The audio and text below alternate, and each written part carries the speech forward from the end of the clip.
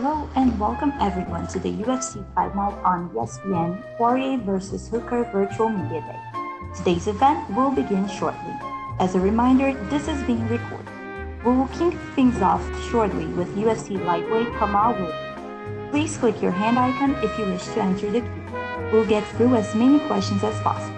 If you're experiencing any technical issues, please use the Q&A feature. We will assist you.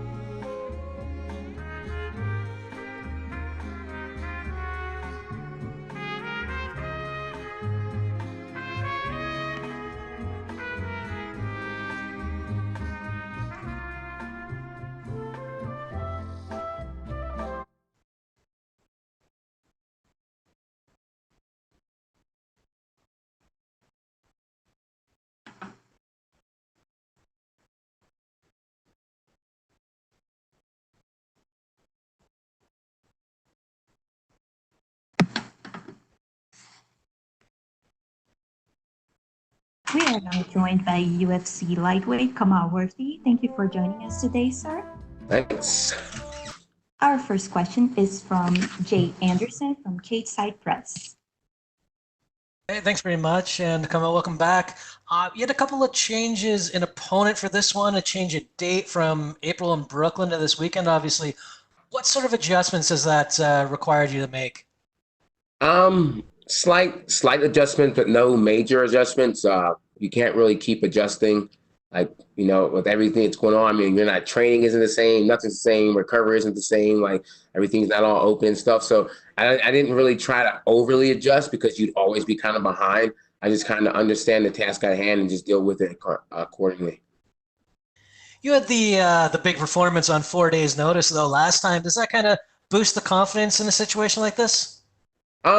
Yes, but I everyone's always talking about the last fight. I don't like to dwell on it too much because it's the past.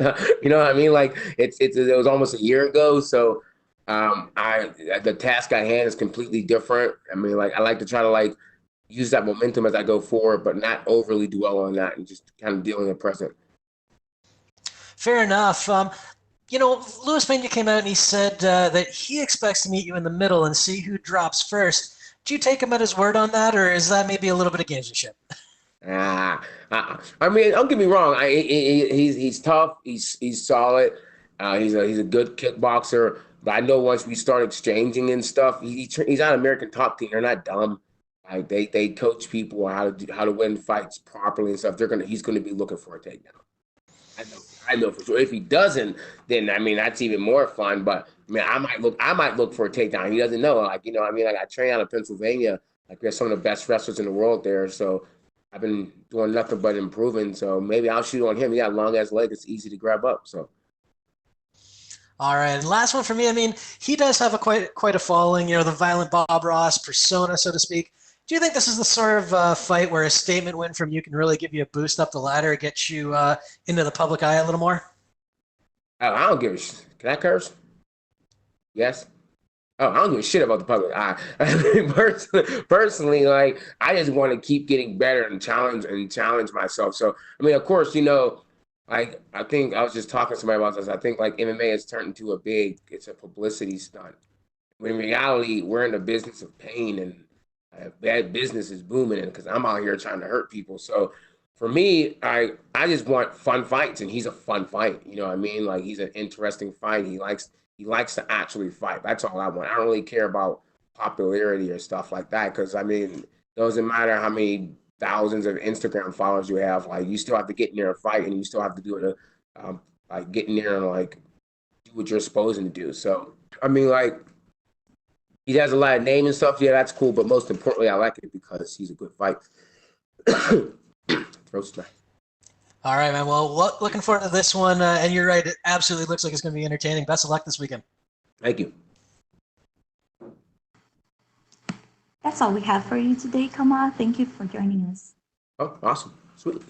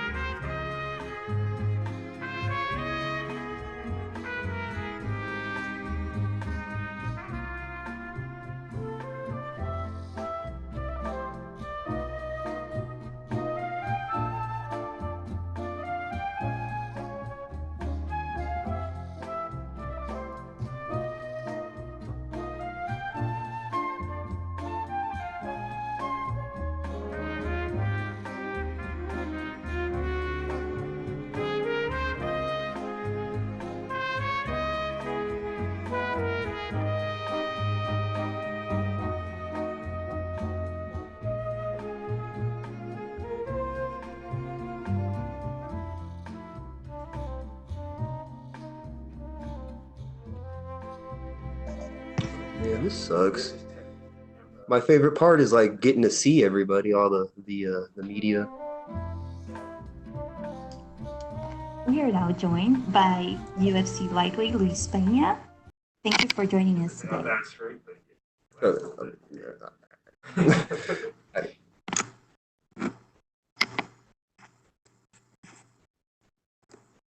We, we are now joined by UFC lightweight Luis Pena. Luis, can you hear me? Yes, I can hear you. Okay, perfect. Our first question is with Danny Segura. Danny, your line has been unmuted. Hey Luis, how's it going? You just mentioned it right there. It's kind of weird. So, what's this whole process been like during COVID times? And are you? I guess it seems that you're not enjoying it as much as a normal fight week, I guess. No, not at all. I am not enjoying any of the COVID-19 protocols they're putting us through at all, man. Like that, one of the things I love about fighting for the UFC is how easy and streamlined they've made fight week and the whole process. But unfortunately, you know, everything's out of their hands. You can't blame them for what's going on. Yeah, for sure. And this is about that. On paper, looks pretty exciting.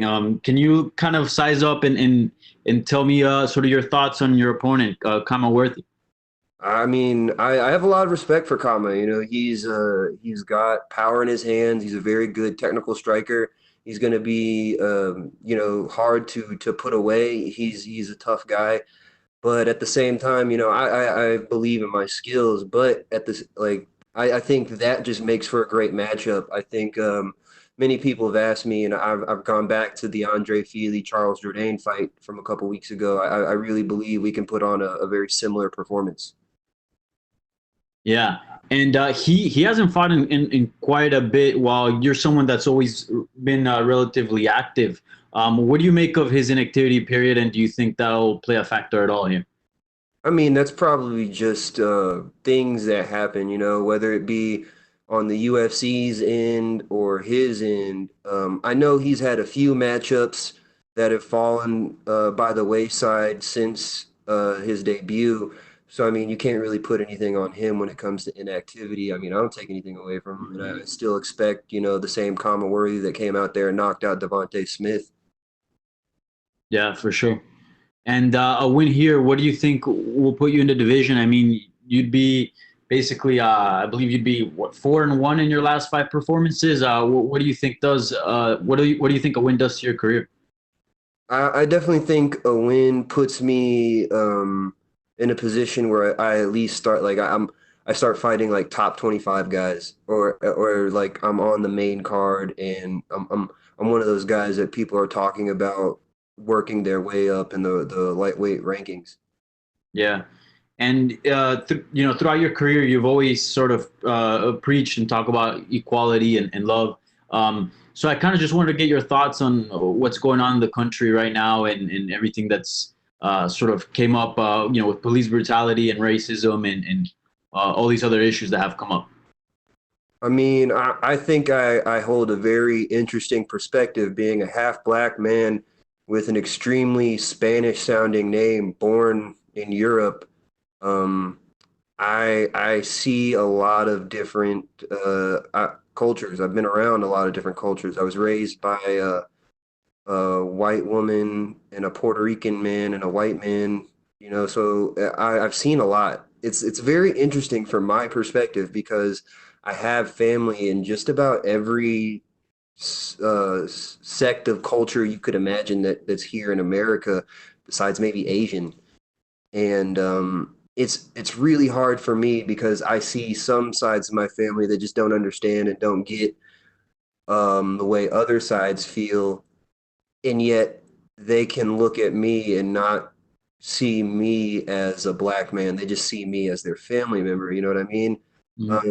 It's just complicated. It's a complicated situation we're in. I mean, once again, I'm an MMA fighter, and I do not believe my opinion on any of this really truly matters, though.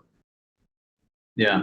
But like you said, you've always been someone that sort of preached again equality and love. Does your message during these times become stronger? Do you just keep that up? How do you proceed on that end? Without a doubt. I mean, this is one of the few times I really do wish I was able to bring the world flag out with me. Unfortunately, we still haven't been able to figure that out. But that is something that really does it resonates with me. I really do wish I could bring that flag out and preach that message. It doesn't mean I can't. I don't need the flag to do it. But at the same time, my message is still the same, man. We need to come together as a human race. Yeah, for sure. And is that due to I guess Reebok policies, or why can't you bring out the flag? I have no idea, to be quite honest. Okay. They really haven't given me a lot of details on it. I'm not really too worried about it. Yeah. All right. Well, looking forward to your fight, man, and best of luck. No problem. Thank you. Next question is from Jay Anderson with Cape Side Press. Hey, Lewis, welcome back. First of all, obviously, kind of weird circumstances coming into this fight with the pandemic. It's affected a lot of people's training. So I'm just wondering what your training camp has looked like during these times. My training camp was phenomenal. We really didn't shut down operations too much at American Top Team. And fortunately, I was actually right before the whole quarantine and everything really got going. My girlfriend and I went to New Jersey to kind of go through some medical issues she was having. And so I actually ended up quarantined 6 weeks up in New Jersey. So I took quite a bit of time off after my last fight, but that was something I really wanted to do because this is my 7th fight in the 2 years that I've been in the UFC, and I don't think you really see a lot of people doing that. So I just want to take a little bit of time off. But then once I was ready to go, once my manager started telling me, that late June, early July might be the time period, I was immediately back down in Florida training, and we really did. I didn't have any there was no problem with me having a full intense camp. Like my main sparring partners were Jorge Masvidal and Dustin Poirier. Now, you'd come out the other day and said, I'm going to meet Khama out in the middle. We just spoke to him, or I just spoke to him not too long ago, and he shook his head. He's like, no, he's not going to do that. He trains at ATT. He's too smart for that. Now, I'm not going to ask you to give away any game plan, but when you hear him come back and say he won't do it, is it a motivating factor to maybe go and stand with him? See, my actual game plan is to locate that thermal exhaust port and detonate that, take him out first round. You know, once we do that, it's all exhaust port and boom.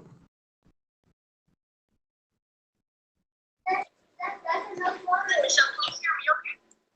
Yeah, let me see if I can. Yeah, I'll make it louder. Clear in a little bit of an echoey room.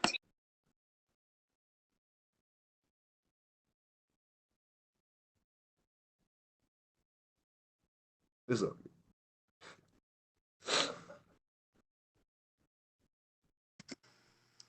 Sorry there, we had a little technical issue, but let's get back to Jay Anderson. That's all good. All right, you able to hear me still? Yeah, I can hear you. Perfect. Yeah, I love the Star Wars reference. Absolutely. I want to get a take on something else from you. You retweeted a comment saying that Robert Drysdale did everything right last weekend. I'm just wondering if you could give your thoughts on that situation. And as well, have you ever had a moment in terms of needing your coach to motivate you to get back out there between rounds or anything like that?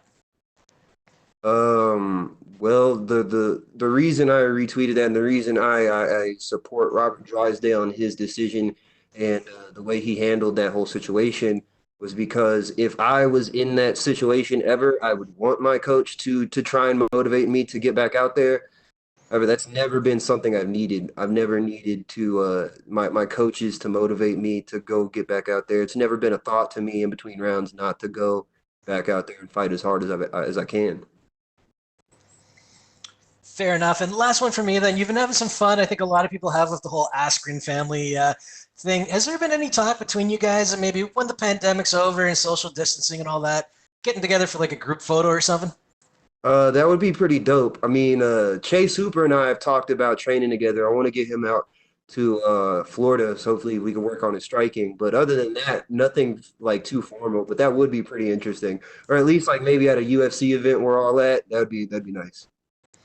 Absolutely, man. Well, best of luck this week and looking forward to it, man. Thank you guys so much.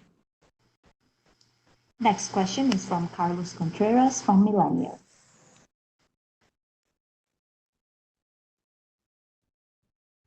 Hey Luis, can you hear me there? Yes, sir. You was just mentioned about that you wanted to fight someone in the top 25. You have any names? Because besides of that loss with Matt Frevola, that was a split decision. You've been in a really good run right now. I can't really think of any names per se off the top of my head, but there have been quite a few lightweight fights, but in the past these past events. And pretty much anyone that's gotten a win here recently. I wouldn't honestly any of the guys that won last weekend. Bobby Green. What's his? There was another one. There was 3 lightweight fights last weekend. I watched really close. Oh, Jim Miller, Bobby Green, and then I can't remember the other one. But either of those guys, I wouldn't mind. Really, anybody in the division, anyone the UFC puts up against, puts in front of me, I don't care. I just fight.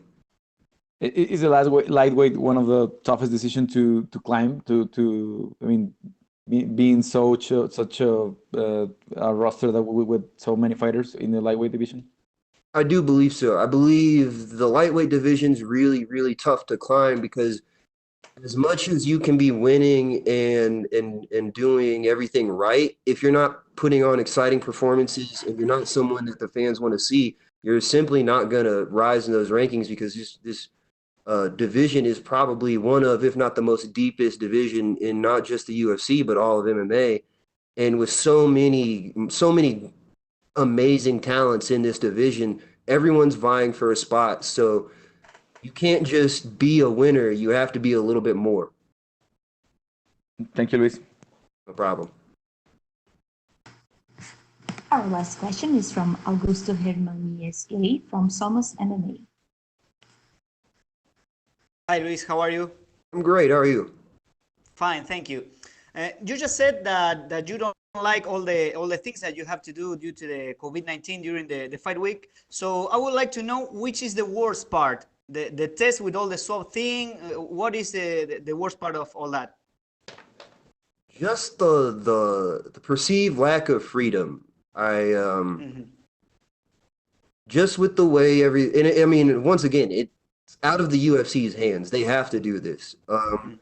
But it's also, it's more than just being the stuff going on here in the UFC. It's like the fact that like Nevada or Las Vegas still seems like closed down. I'm the kind of guy during fight week, I like to go out, I like to do things. I don't like to just sit in my room and toil away the whole week. So it's frustrating for me not being able to go out. And like one of my big traditions is I watch movies. Like I go to the movie theater every fight week. I watch just movies, get my mind off of everything. So I'm just trying to use Netflix and all that to do that. But it's not it's frustrating and it is annoying, but it is one of those things, you got to deal with if you want to make this money. Yes, sure. And talking now about of the fight, what do you need to be careful of with Khama Worthy? I really just I need to be I just need to be on point. He's really good. He's a good striker. We're both very good technical strikers, and he's got power in his hands. He showed it. So I just need to be aware of everything he's presenting me, and be aware and have my defenses, ready at all times. I usually do. I keep my hands up. My head's always moving. I'm very confident that as much as he thinks I'm gonna go in there and make this grappling fest, I'm very confident in my ability on the feet. How do you feel about performing in an empty arena? I fought on the Ultimate Fighter, so it really doesn't mean a thing to me. Okay. And what about the smaller cage? Which one do you prefer? Once again, in the Ultimate Fighter, we fought in the 25-foot cage, and I've fought in a 20-foot cage for Shamrock FC before. I fought in a boxing ring that was like smaller than the room I'm in right now. Fighting in a small cage is actually I think it bodes well for me, because not only can you not run away from me when I'm putting hands on you, you can't run away when I want to grapple you. So I really do I like the thought of fighting in the 25-foot cage. Okay, thank you very much, and best of luck on Saturday. No problem. Thank you. That's all we have for you today, Luis. Thank you.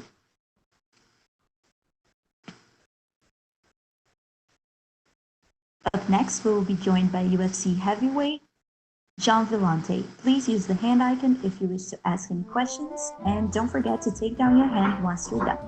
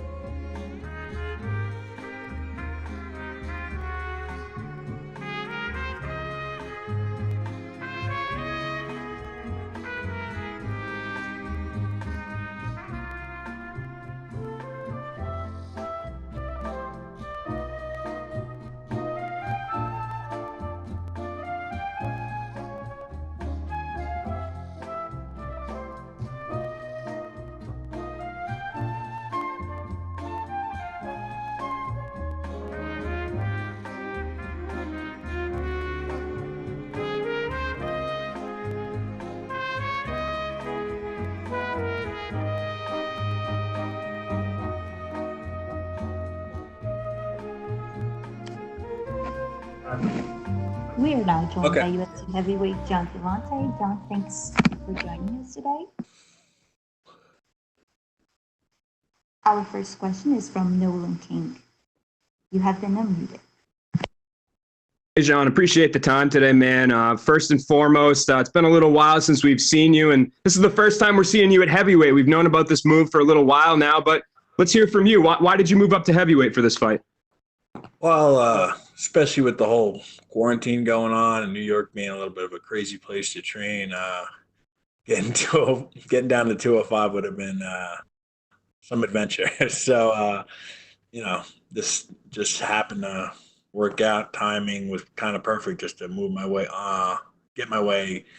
move my way up. So yeah, I mean that's pretty much why it was. But I do think I was always going to do it. It's just a matter of when, and this seemed like the best time coming off a loss, and just feeling like why not? Let's go try it out. Do you feel like this will be a permanent move, or is it just kind of like you just said, a trial, like a one-off? You'll see how you do on Saturday and take it from there, or are you a heavyweight man? I'm not really sure. I mean, I'm a pretty big guy, walk around pretty heavy, so it'd be interesting to get back down. We'll see, but if I got offered a fight at 205, I wouldn't necessarily decline it. So we'll just see what they want to do. It's really up to Mick and Dana and stuff. They're smart guys. They know a lot more about this than I do. So, but yeah, I think heavyweight is what I'd like to be in my future at. And one of the more recent times that we saw you in the UFC spotlight was actually during your friend and training partner Chris Weidman's fight week, and you guys were doing the open workout, and he was kind of teasing you a little bit there, and saying about your weight and that you were going to be at heavyweight next, and then it turns out that that's where you're going. Has he given you a hard time about this move at all? No, I mean he's been pretty much a saving grace this whole camp. I really there's not a lot of people back home to train with, so it's pretty much it's been me and Chris a lot. But putting on a little bit more weight, it's he doesn't like it in certain situations, but I'm bigger now. I'm a little bit chubbier, so you won't see me with my shirt off quite as much as I used to be. It's usually my thing is if I'm going to be down at 205, I'm going to have my shirt off the entire time. The six pack isn't there for long. That's the attitude. Now I'll stay warm, There you go, man. And let's talk about. Can you kind of compare, how you've been feeling, what you expect the heavyweight version of Gian Villante to be in the cage? Do you feel like you'll feel any different out there? More power? Like, what do you think fans should expect to see out of you at heavyweight? I think my style kind of is more of a heavyweight style than it is a light heavyweight style. I like to go forward, like, big shots. I'm willing to trade with anybody. And I think that's a good thing for heavyweight. I mean, it could prove to be dangerous, but it could also be, prove to be fruitful. So see which way it turns out on Saturday. But, my thing is to go in there, trade, have some fun, and, make exciting fights. And that's what I like to do. I think Maurice will try to make it more of a, fight where he stays long and stays away type thing. And my whole thing is to try and make it dirty, move forward, and put some leather on him. Right on. My last question, or the last question for me, where do you think a win will put you in the division? Do you feel like that you could somehow enter the UFC heavyweight rankings with this? Like, where kind of what are you thinking is at stake here in this fight?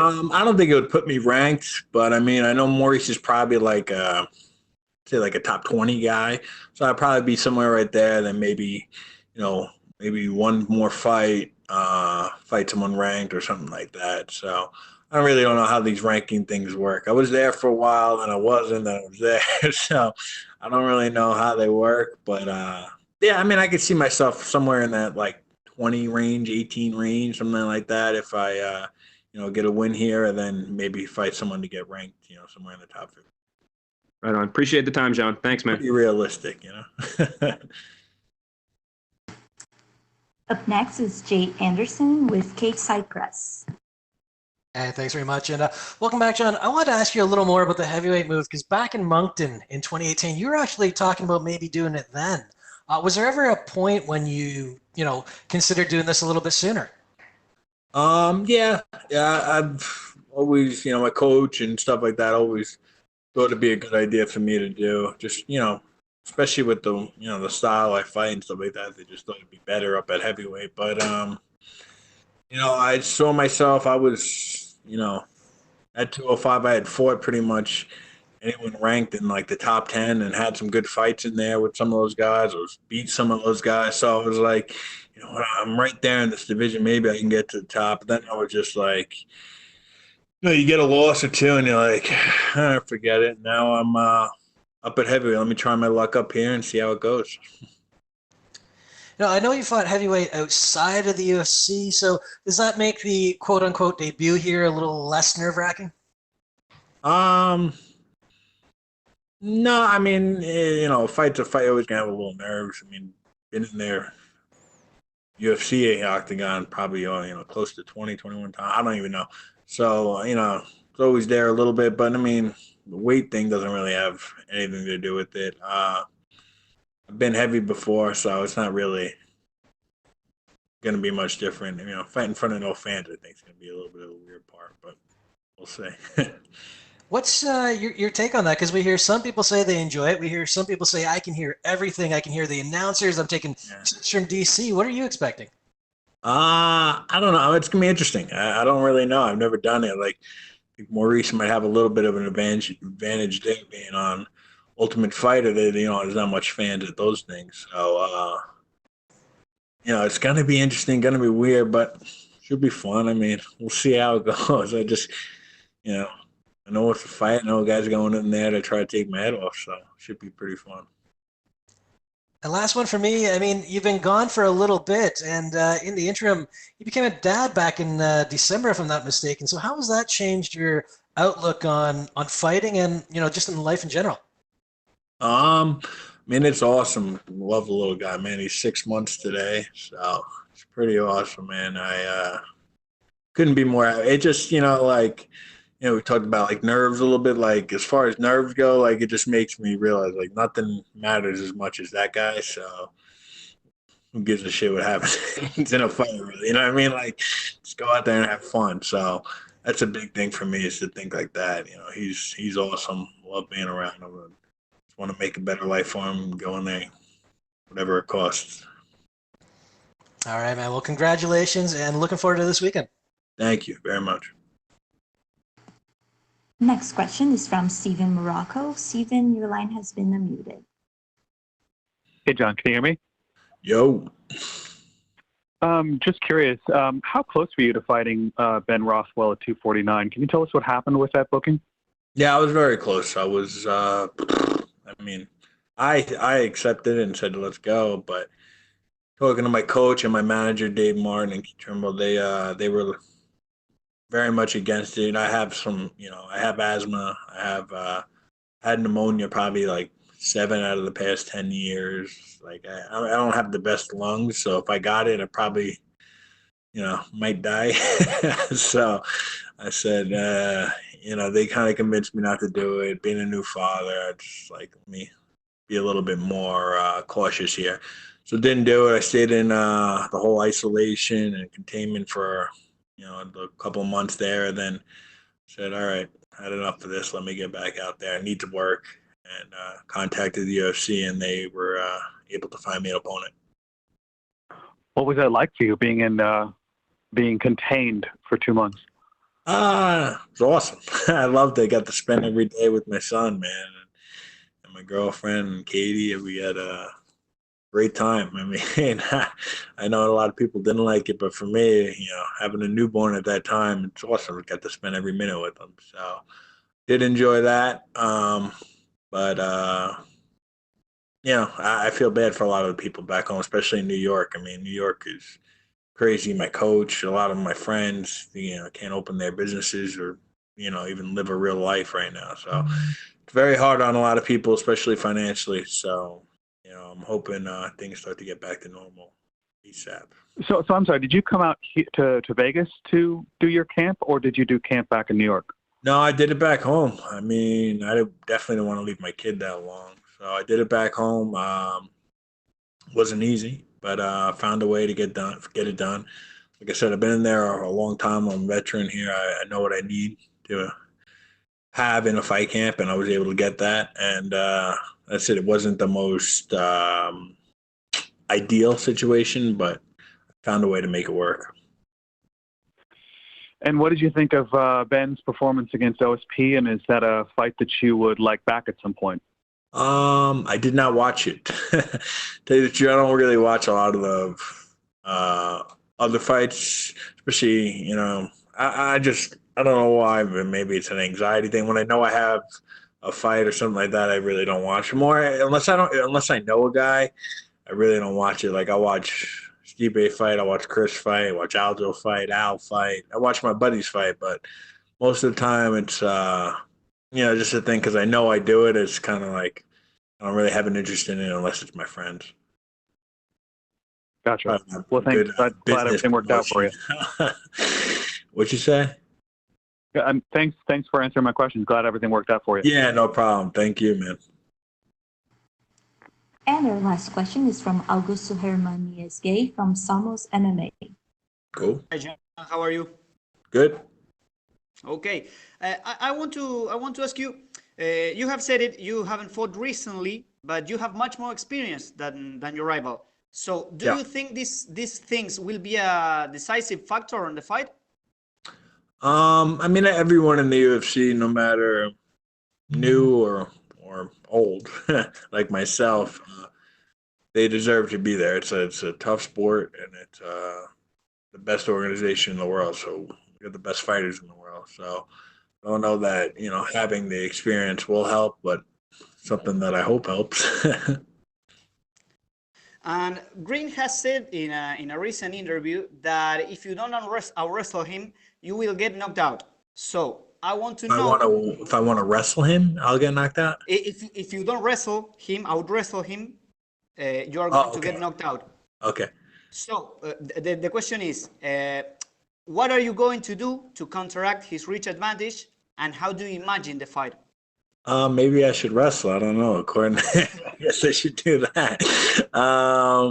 I don't know. I mean, I'm not really a huge game plan guy. I kind of go in there and get the feel and go out there and fight. But we'll see what happens. I mean, if I want to, maybe I will wrestle. I haven't done that in a while, so maybe I'll do that.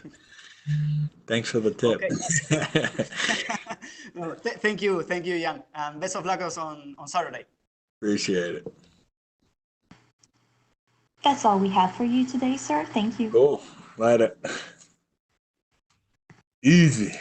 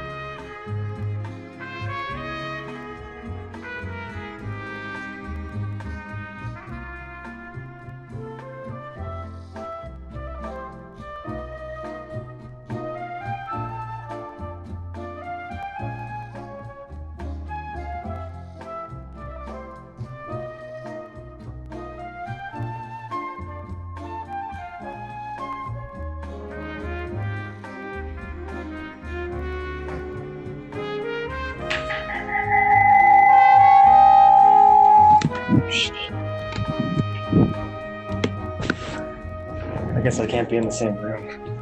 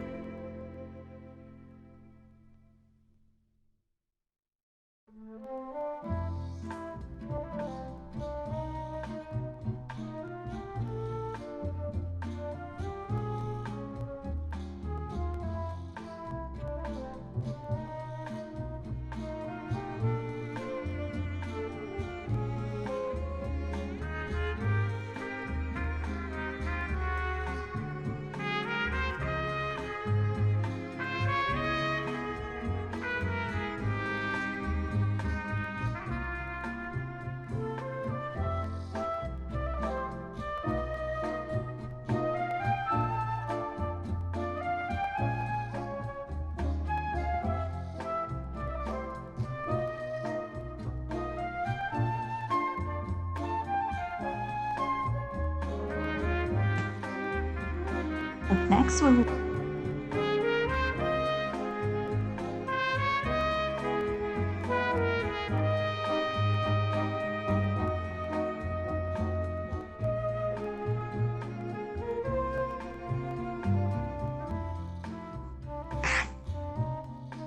Up next, we will be joined by UFC welterweight Mickey Gall. Please use the hand icon if you wish to ask any questions. And don't forget to take down your hand once you are done.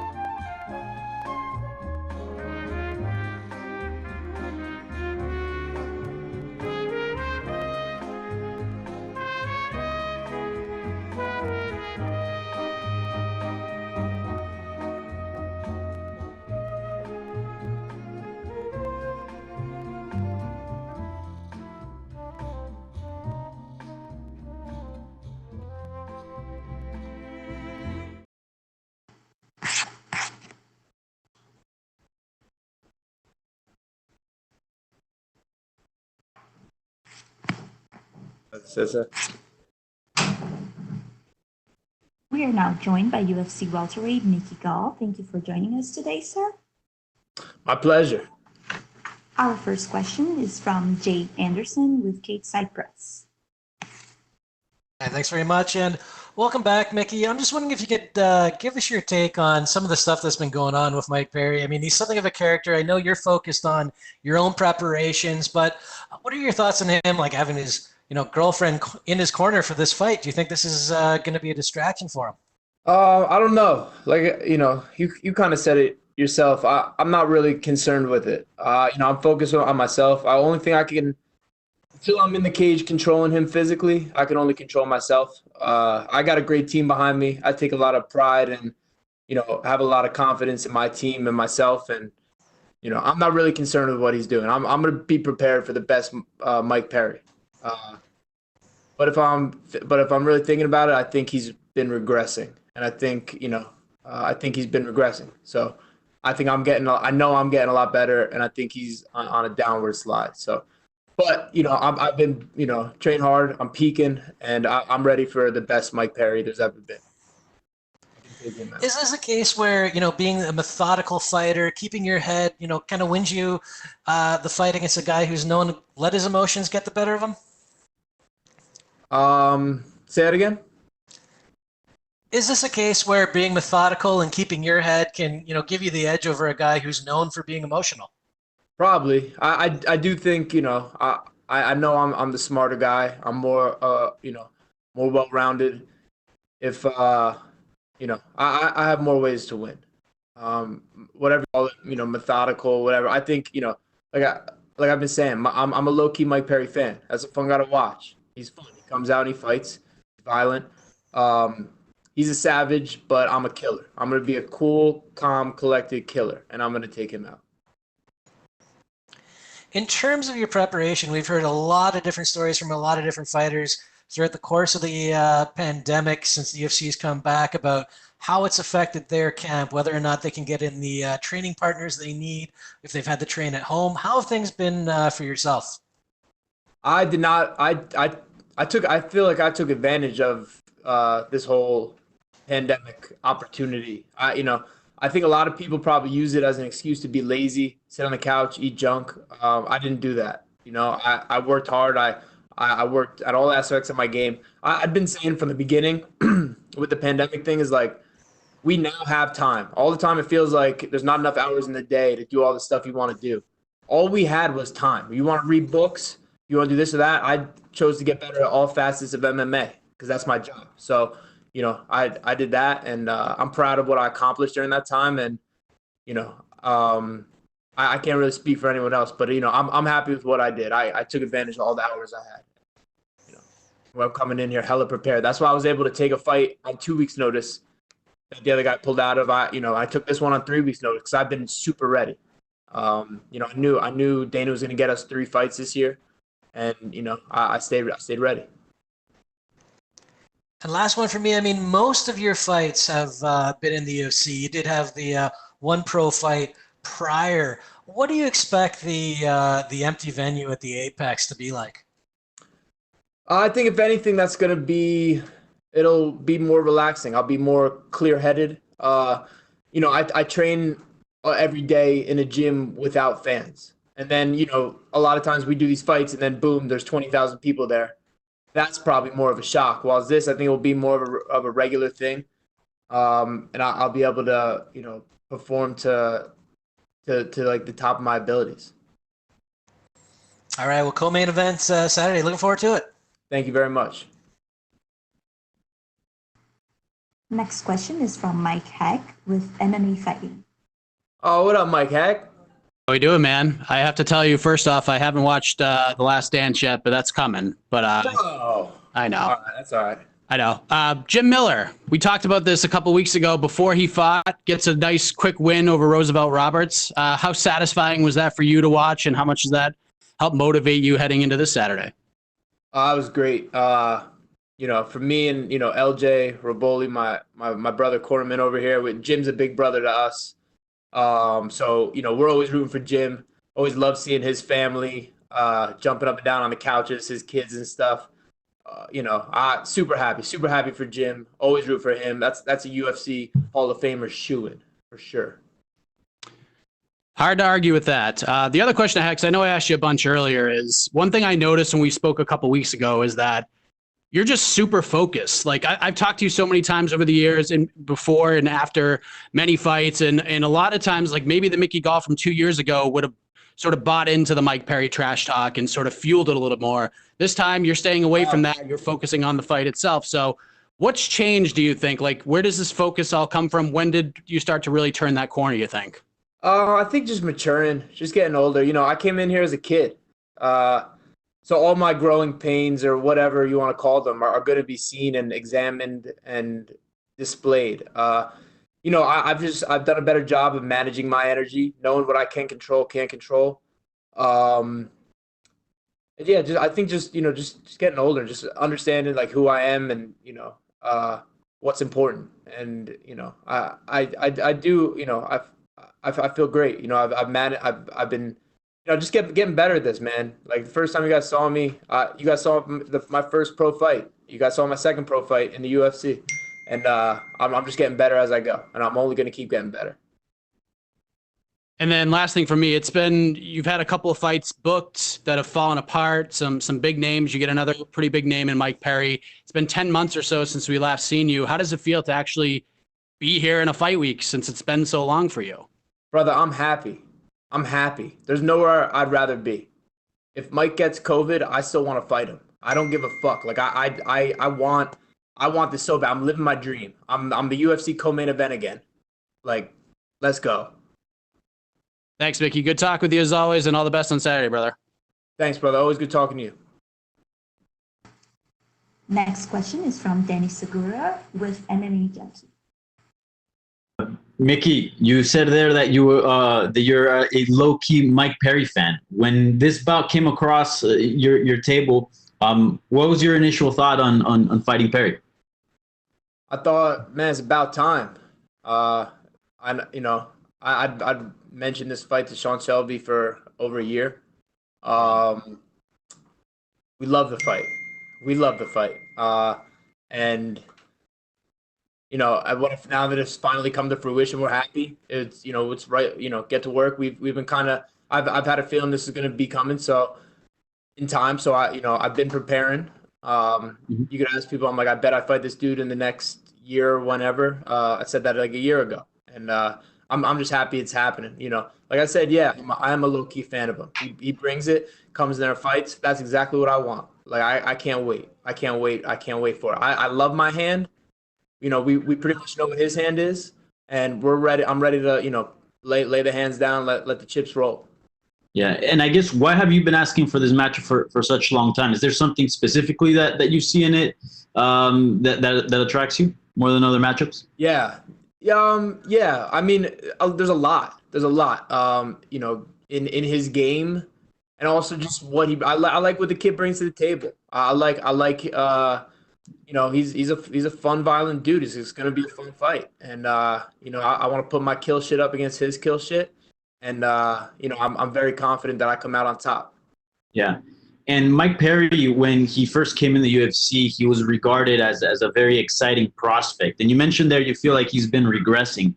I guess when did you start to get that feeling that he's regressing, and what have you seen in his game that you feel like he's sort of taken a step back?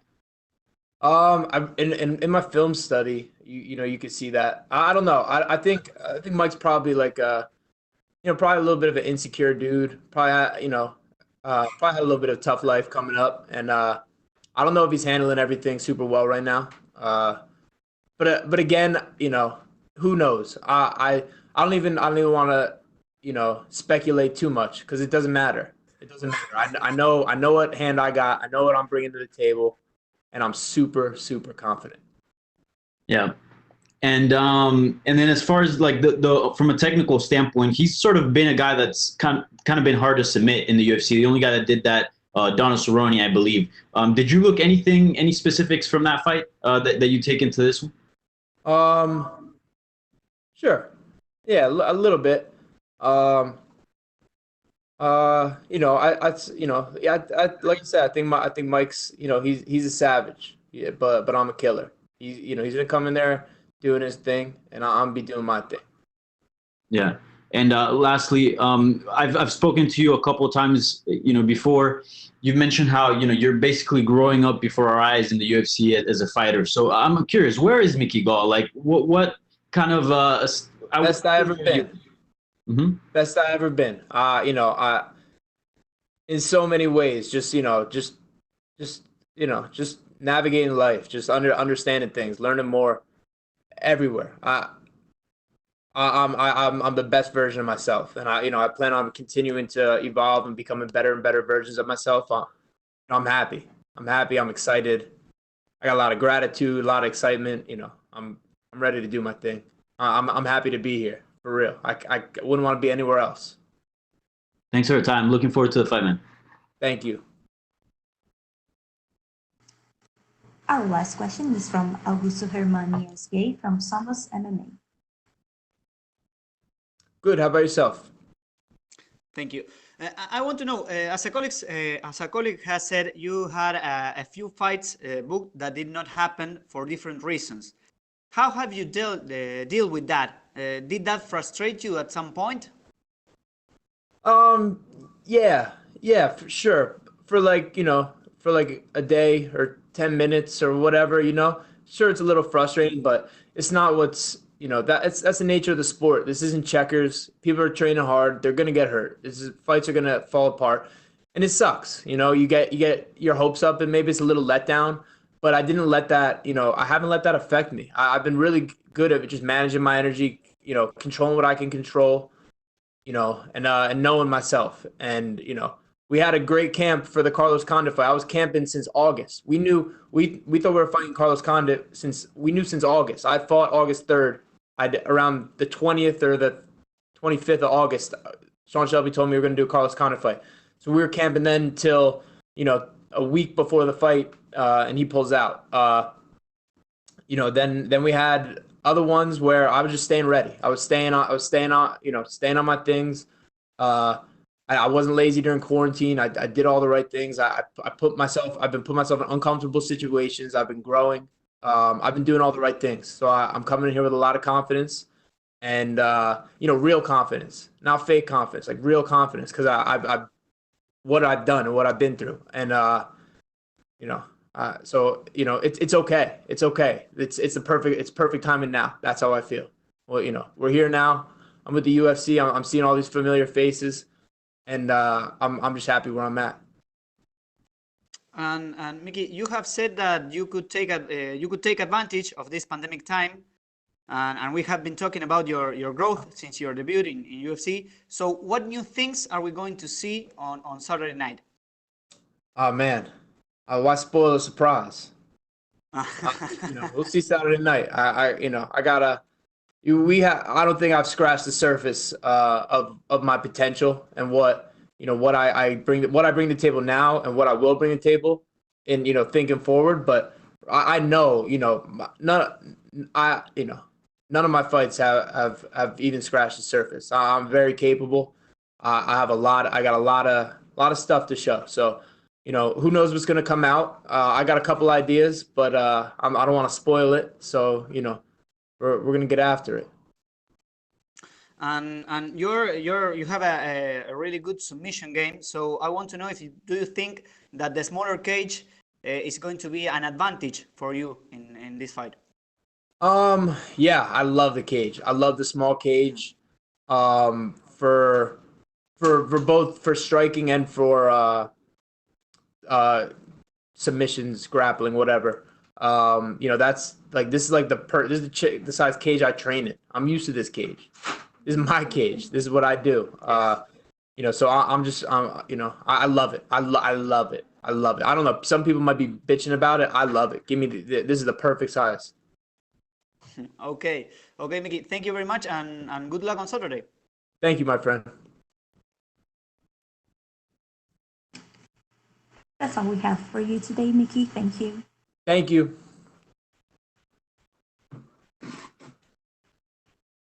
Thank you, bro. Up next, we will be joined by UFC middleweight Kyle Daukaus. Please use the hand icon if you wish to ask any questions, and don't forget to take down your hand once you're done. He's right over there.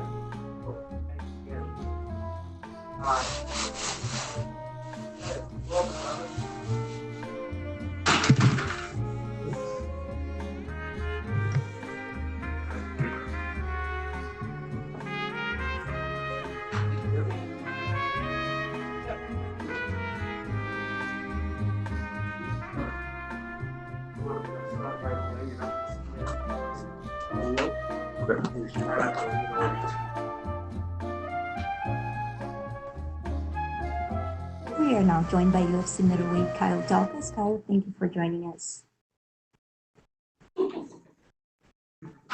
Up first, we have Nolan King. Nolan, your line has been unmuted.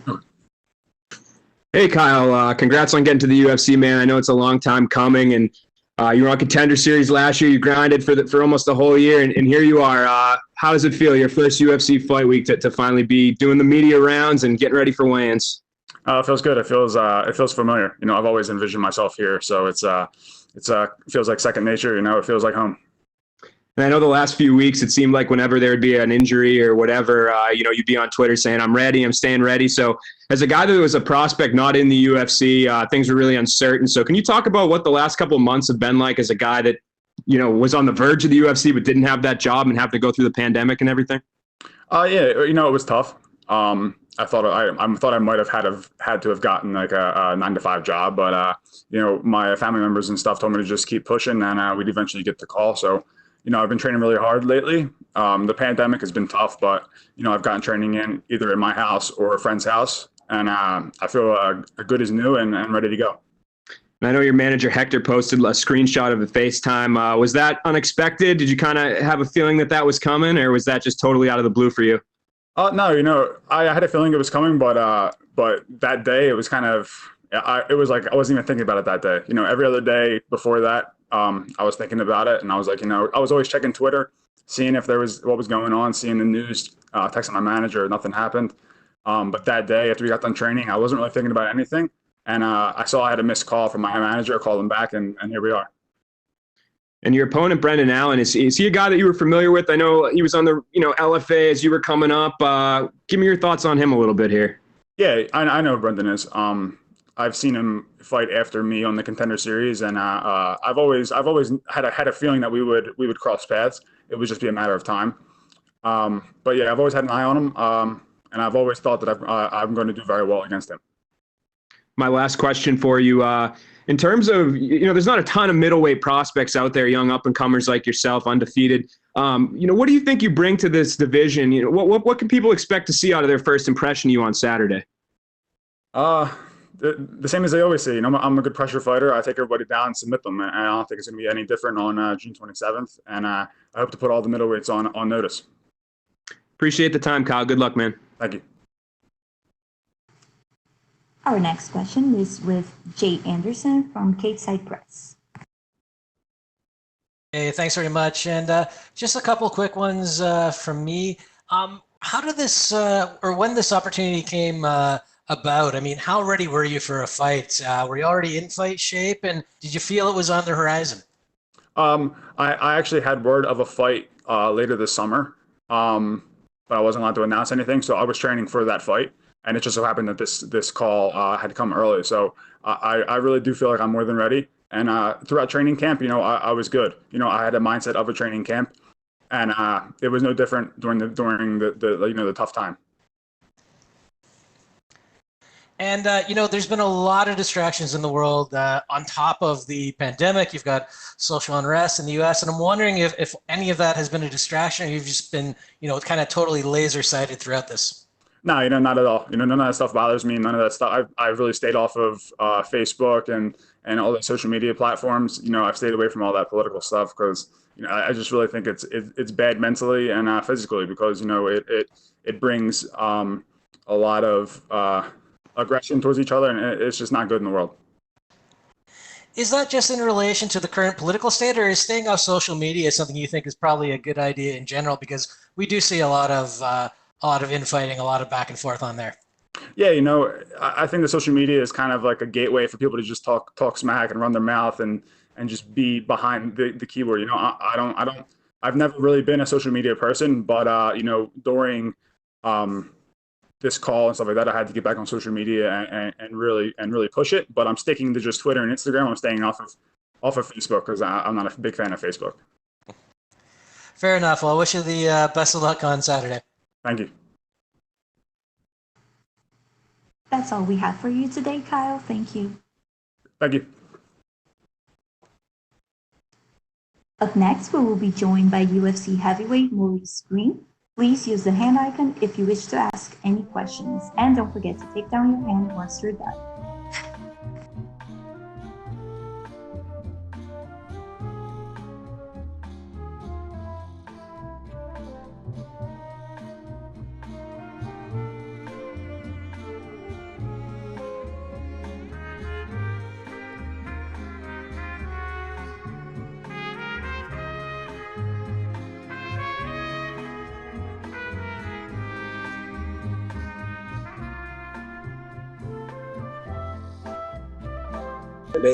They're gonna go their own way.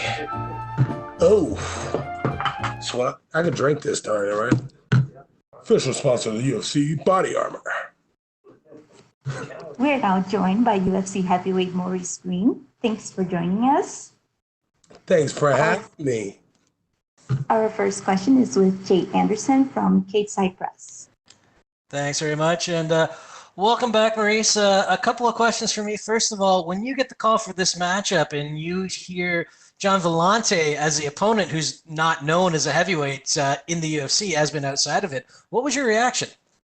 Doesn't really matter to me. You know, Gian Villante played football with my brother in college at Hofstra, so he was probably a much bigger individual prior to. You know, he can perform at a bigger size because he has for probably a lot of his career at linebacker.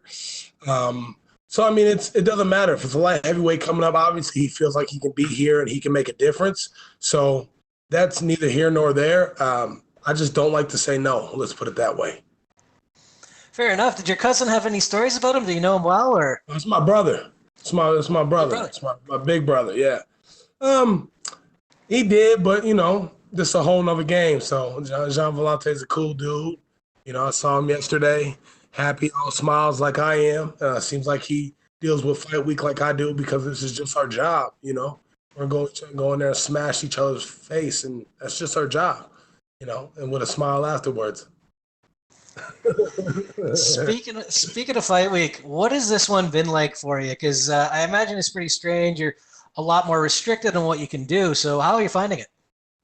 You know me, I'm a wild boy at heart. So this has been kind of good. You know, I stay in my room. You know, COVID free. That's the way to be, baby. So you know, it's easy not to go out because I know what the end game is. It's getting my hand raised and it's putting my family in a better place, and it's moving out to Albuquerque. So it's an easy choice for me to follow the rules and stay here and be able to fight, because if that COVID test comes back positive when I get tested again, I'm not fighting. So it's very simple. And last one for me, you had a lot of success when you first entered the UFC, 3 straight wins. Now on a bit of a slump. Have you changed anything up, made any adjustments, or is this a case of stay the course and trust in what got you here?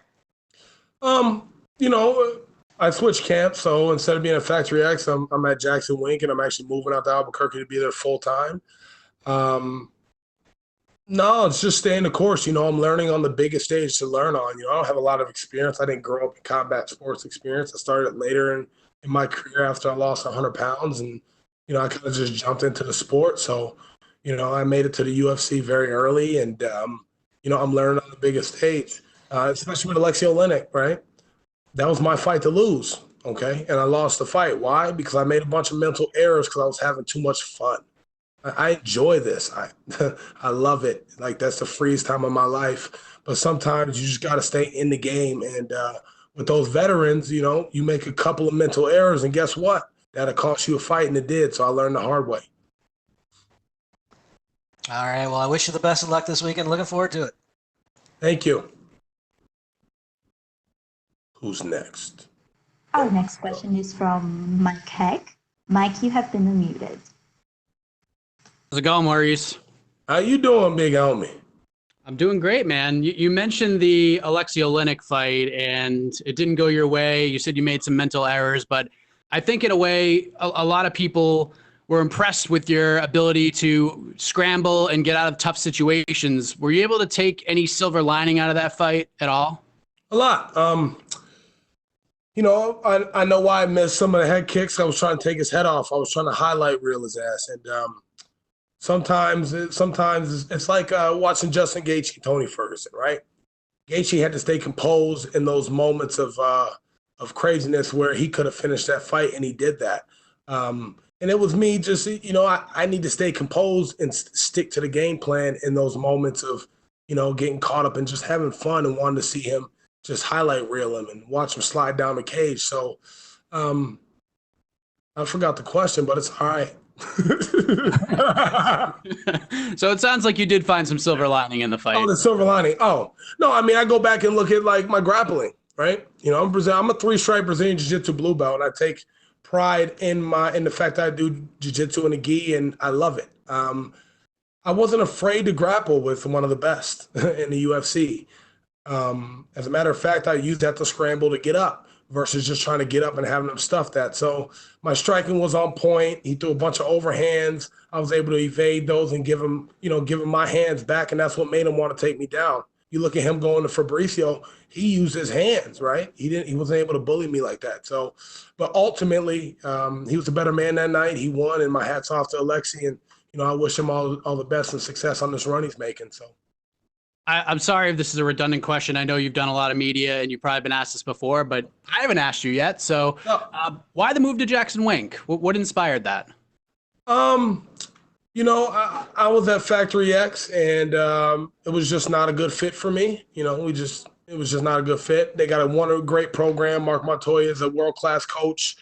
They got world-class coaches, great training partners. I met cool people, but a couple things. I didn't really have heavyweights to work with there, and we just had a difference of opinion. So, when I took this fight, we decided I was going to stay home for this camp, and when Brock Larson, he left and he went to go work with Rocco because Rocco just fought Neil. I was like, shit, what am I going to do? I can't stay in Minnesota. Like, I could have done it myself, but sometimes you can't push yourself as hard as a coach or your training partners or somebody else is going to push you. So the wife wanted to get out of Minnesota and clear our head. We had a lot of family issues. And, Juan Adams made it possible, talked to Coach Wink. And we drove 24 hours straight with my kids and went there, and they accepted me with open arms and my whole family. And that week and a half, I planned on staying there. I ended up staying there all the way up until literally the day before I flew out here. And, we're moving out there when I get back. So that's another reason why there's no going out and enjoying the strip that's kind of open because, I need to move my family so I can be a world champion. And Jackson Wink is the place that's going to make me that world champion. It's full of killers. So we got, 5, 6 heavyweights. You got some light heavyweights, and then you got the GOAT, the greatest of all time. So, and then you got two legendary coaches in the game. So how can you lose if you just follow the course and listen to the guidance from all those, great MMA minds. So what sort of changed in I wouldn't say like your overall style or anything, because it's hard to change everything in one short training camp, but what's changed in you? What have you learned at Jackson Wink that maybe you didn't learn at Factory X or anywhere else that's put you in this mindset to move there full time now? I learned a lot of things at Factory X, actually. I took a lot of valuable lessons from Factory X. I became a better person outside of the cage, a better man. I started, he had us reading books, but what would have changed? I guess you're going to have to wait to see Saturday night what would have changed. And then the last thing for me, it was sort of mentioned from the first gentleman, you're coming in on back-to-back losses. This is a huge fight for you, going in for new camp and all that stuff. You've said many times you want to be a world champion. You want to put yourself in position to take care of your family. Do you feel like your back's against the wall here, that this is a must-win fight for you? It's always a must-win fight. Your back's always against the wall. So I'm on a 2-fight skid. I'm still going to go out there and do my thing, win, lose, or draw. You're going to get the best crochet boss you've seen. And as you guys see my fights, you see I'm getting better and better and better and better. So, my thing is getting 1% better every day. We may get 50% better Saturday night, though. And John seems to be like the perfect matchup for you to do that, correct? Anybody's the perfect matchup. Anybody can get it, just to be sure. I mean, everybody thinks just because he's a light heavyweight that I have some sort of advantage. This guy, he's not going to move up to heavyweight if he doesn't feel he can be successful here. He's fought at heavyweight before, right? He just decided to move down to light heavyweight. I think I'm going to get the best Gian Villante we've seen yet. And if it's anything less than that, that's on him. That's not on me. All I can think about is the things that I can control. Well said, sir. Good chat with you. All the best on Saturday. Thank you so much. That's all we have for you today, Maurice. That's all you got for me? I'm appalled. Thank you so much, guys. I appreciate the time. Gotta go. Up next, we will be joined by UFC middleweight Brandon Allen. Please use the hand icon if you wish to ask any questions.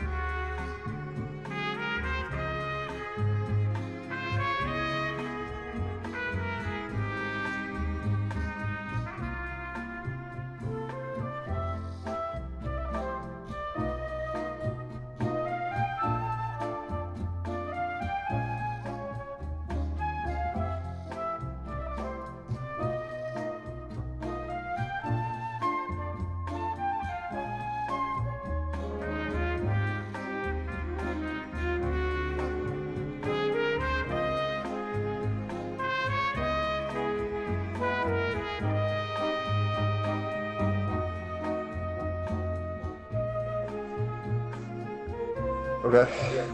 What's up, buddy? How you doing?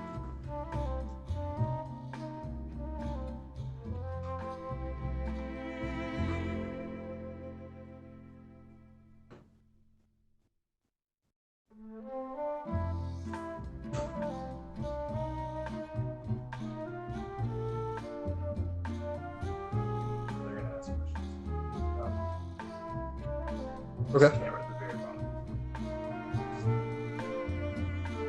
Gotcha. How you doing? Good, man. How about yourself? Good. All things considered, pretty crazy time. Yeah. 8 p.m. Here you are. I know you're fighting. Yeah, that one sucked. Yeah, no, they took my spot away from me now. Now I can't get a top 15 right now. Really good for you. Yeah, no doubt.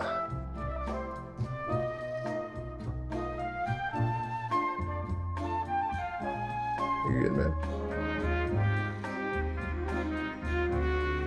You guys let someone every week fight. Dude, seems like it, yeah. We had Gerald, then Jordan was supposed to fight. Now he's on this card.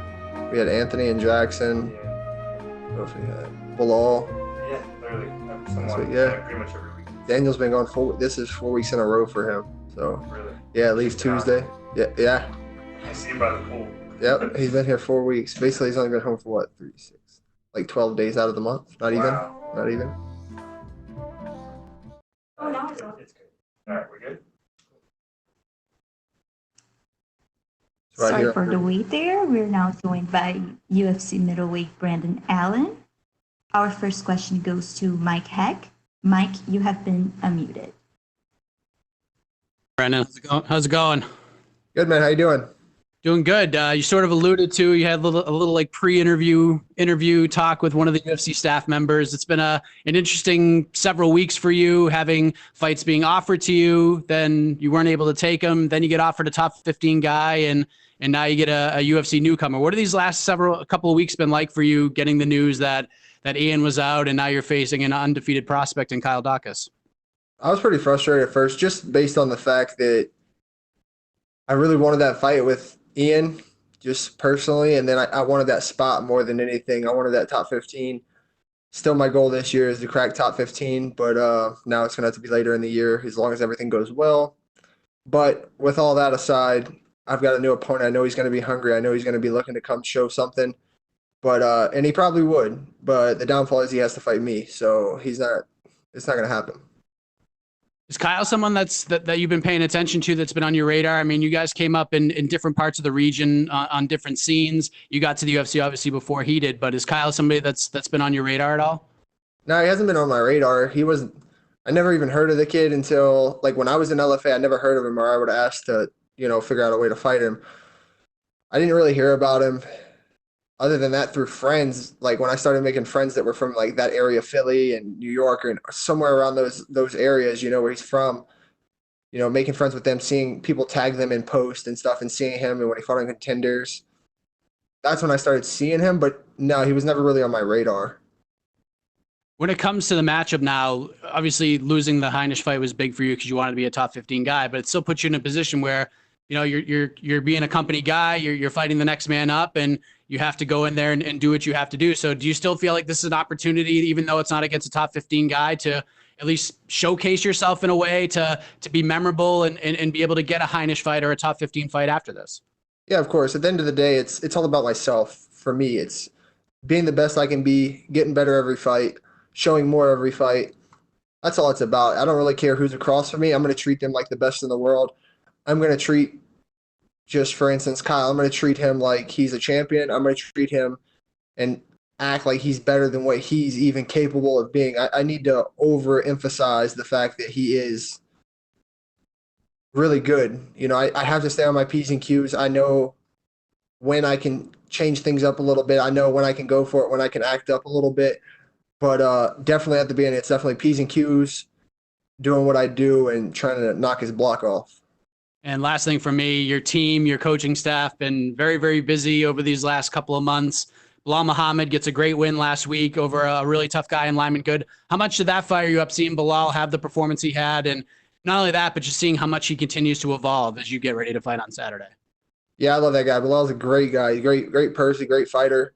I have nothing but great things to say about him as well. He's one of the toughest people you're ever going to find, and I think everyone sees that in his fights. There's no quitting that guy. It was great to go out there, or great to watch him go out there and get the W, and against a tough veteran like Lyman. It was great for him, great for his momentum, and it was a great performance too. Yeah, he got caught, but other than that, he looked great. He looked phenomenal. I was super happy for him. Good seeing you, man. All the best on Saturday. Thank you, man. Appreciate it. Our next question is from Danny Segura with MMA Junkie. Brendan, you're on a crazy win streak, and obviously you had this opponent switch. Do you have almost like have to put in extra consideration when things like this happen and taking an opponent and possibly risking the win streak? Obviously, keeping in mind that it's a fairly short notice. I mean, every time I sign the contract, it's presenting an opportunity for someone to beat me. I know what I signed up for, whether it be injuries, a loss, or anything like that. It doesn't mean nothing. He's still, like I said, he's still a guy that's going to come out here. He's going to try to prove something. He's trying to be the best or prove that he belongs here. But he's not going to do that against me. I'm here for a reason. There's levels to this game, and that's what I'm going to show, that anything other than a top 15 just does nothing for me. It's not even a competition, and that's what I plan to show. Yeah. And you said you were sort of frustrated with the change. Is there any positives you take from the change? Any positives you see? Not really. I mean, I'm just lucky that I still got a fight, that I got an opponent, so I can go in there and fight and make some money for my daughter and my wife, and try to show something else, and just be able to get more data. Every fight's more data for us, and yeah, that's really, I guess the only positive. I mean, I didn't really take anything away from the change. I didn't understand how you can say you're injured and then post later that you're going to Phuket to train. But that's okay. He's going to need those extra 3 months for me. And you mentioned he's going to need those extra 3 months there. Do you want that fight? Is that a fight you still want to pursue? 100%. Yeah. 100%. Yeah. And you fought obviously in Contender Series. Now this is going to be obviously the same cage, obviously at the UFC Apex. Is there an actual difference as far as like the I guess what it can reflect on the performance, having obviously fighting in a smaller cage? I mean, I guess for some people, that they, depending on their style, but for me, it's really nothing, and you're not going to see me run around and dance and circle hard and all that kind of stuff. I'm not that type of fighter. I'm there to fight you. I'm there to come to you. I'm there to, like I said, I'm there to knock your block off. I'm there to let you know you're in a fight. I'm there to impose my will on you and make you break. That's my goal every time I fight, and that's what I'm going to do. So the cage size kind of works better for me because I don't mind being in close and letting hands fly there too. It's just most people don't want to stay there with me, so I haven't got a chance to show that yet. I appreciate the time, Brendan. Good luck. Thank you, buddy. Appreciate it. Our next question is from Jay Anderson with Cage Side Press. Thanks very much. And welcome back, Brendan. It was touched on a little bit ago, but this run that you're on has been really impressive. From LFA to the Contender Series to a couple of wins in the UFC, and then the last one becoming the first man to stop Tom Barisi. What's been the key to success for you in this run? Just confidence in myself. I've found myself. I found what works for me. I figured out the rehydration, the work that needs to be put in. During camp, I've just figured myself out. I know where my head needs to be. I know. I've always been motivated from my brother's situation to my niece, and now I got my daughter, and that's just growing motivation for sure. But mostly I just know where my head needs to be. I know where I need to be fight night. I know how I need to feel, and I know how to overcome, and I've been really, really good at putting myself in very, very uncomfortable situations and being comfortable there in training. So I guess that's another big thing. So confidence and just being comfortable in very uncomfortable situations. You talk about the confidence, but in terms of the mental roller coaster ride that you've been on with opponents coming and going leading into this, have you ever experienced anything like that in your career prior to this? I've never had opponents back out until I got into the UFC. So that's pretty weird to me. I never had opponents back. I've had opponents say no to the fight, but once contracts are signed or we've had verbal agreements, there's never been anything for me. And LFA, local promotions, nothing like that. My first fight, Eric Spicely pulled out, and I got Kevin Holland. And then Ian just pulled out, and obviously I got Kyle Daukaus. So it's different, but I'm in the UFC. You know, all these guys are tough. I treat them all like they're the best. And again, it's just being the best me that I can be. And I feel like I'm the best in the world, and I just got to manifest that. And you know, the more that I believe in that, the better that I'll do. I know you said you do want the Heinz fight back if you can get it. What is it about that particular matchup? Because I know that fight was talked about even before we really heard about it. I've been trying to fight him since he got signed to the LFA. I still think I have the messages to where I asked to fight him when he got signed. And they told me no. They said he was a wrestler and he would just try to take me down and hold me. And I told them that it didn't matter. I'd still tap him if it happened. But they told me no, and it never happened. And then he got a lot of hype, still has a lot of hype for whatever the case may be. They blow him up off of him being like a former drug dealer or whatever and all this crap. But, I mean, I don't know. It's not my thing. I mean, it's like, to me, it's like you put yourself in that situation, so how's it a comeback? I don't know. It's self-inflicted trauma, per se. It was self-inflicted, so I don't really agree with any of that. So I don't like that. And then things that I've heard or seen about him in the gym and, like, personally, I don't really care for. So I don't really care for him as a person either from what I know or have seen. All right, well, fair enough. Looking forward to this weekend. Best of luck, and then hopefully you can move on and get the next one. Thank you. That's all we have for you today, Brandon. Thank you. Thank you.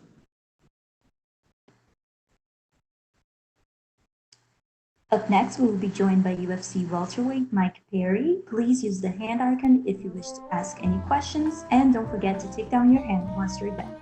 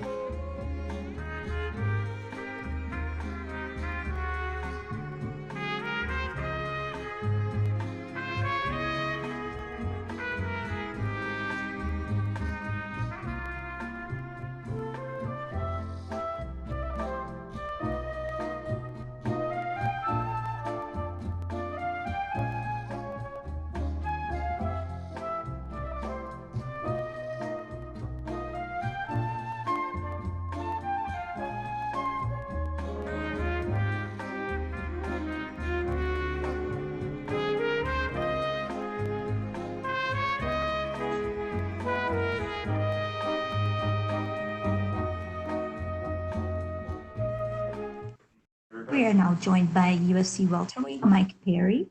Our first question is from Nolan King. Nolan, your line has been unmuted.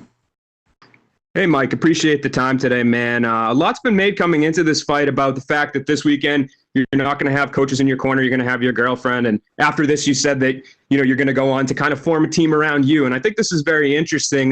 But for this camp, where did you train? You know, was it any different, this training camp, compared to the other ones that you've done in the past?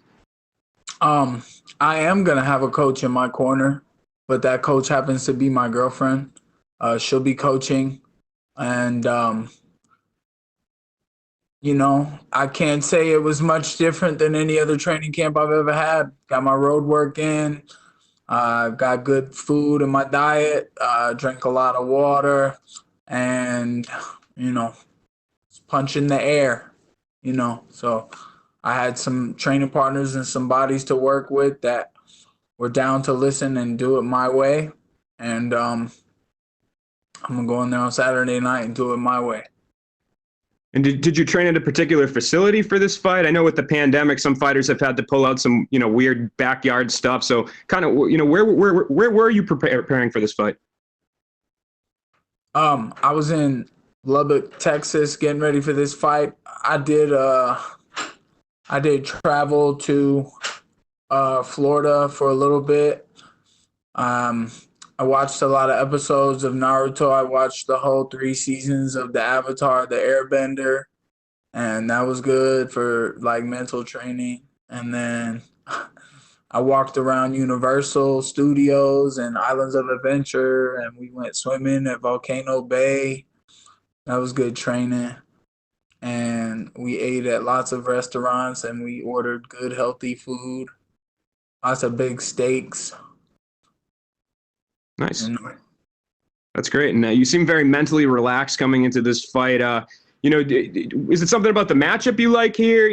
Just talk to me about Mickey Gall a little bit. What do you expect come Saturday? I expect to get paid.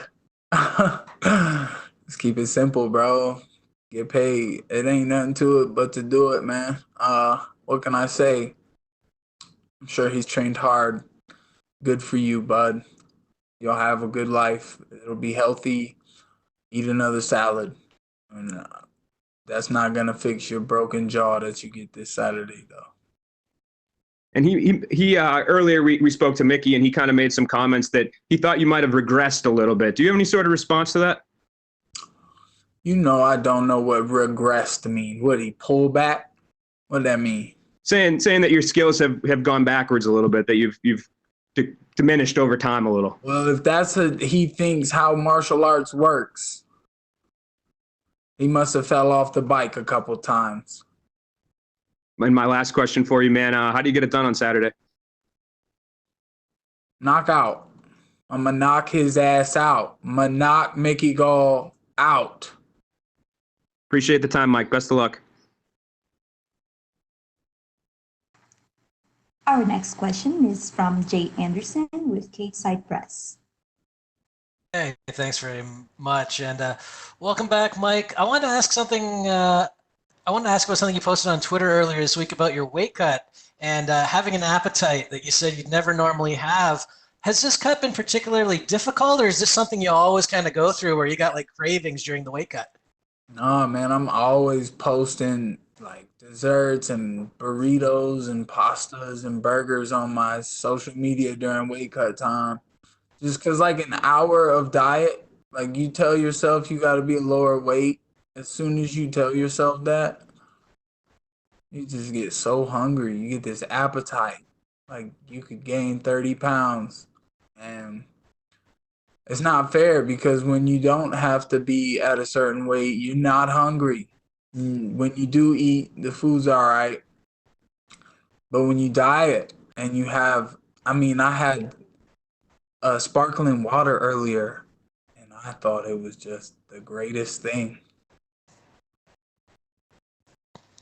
All right. Well, I'm not gonna say on food too much. I don't want to tempt you or anything. But one of the other things that Mickey said is that he's a low-key Mike Perry fan. He loves your style. He finds you entertaining. What's your response to that?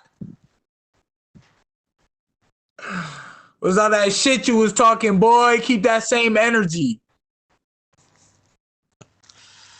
And then last one for me, you did call him, I think a while back, a weak-ass opponent. Is that just based on the level of guys that you've been fighting versus his level of competition?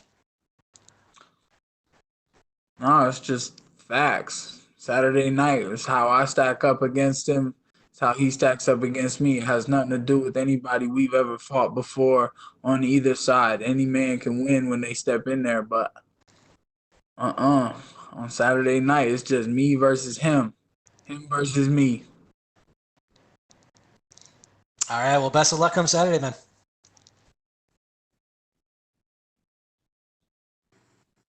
Our next question is from Mike Heck with MMA Fighting.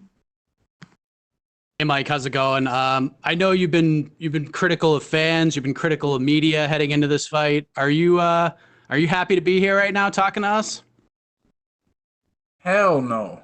I'm not happy to sit here and talk to y'all when I could be laying down watching TV, cuddling with my girl, or walking through Vegas, maybe, getting some sun, cutting some weight, because I still got some pounds to get off. But y'all like to talk to us on the very last day. Well, I apologize, sir.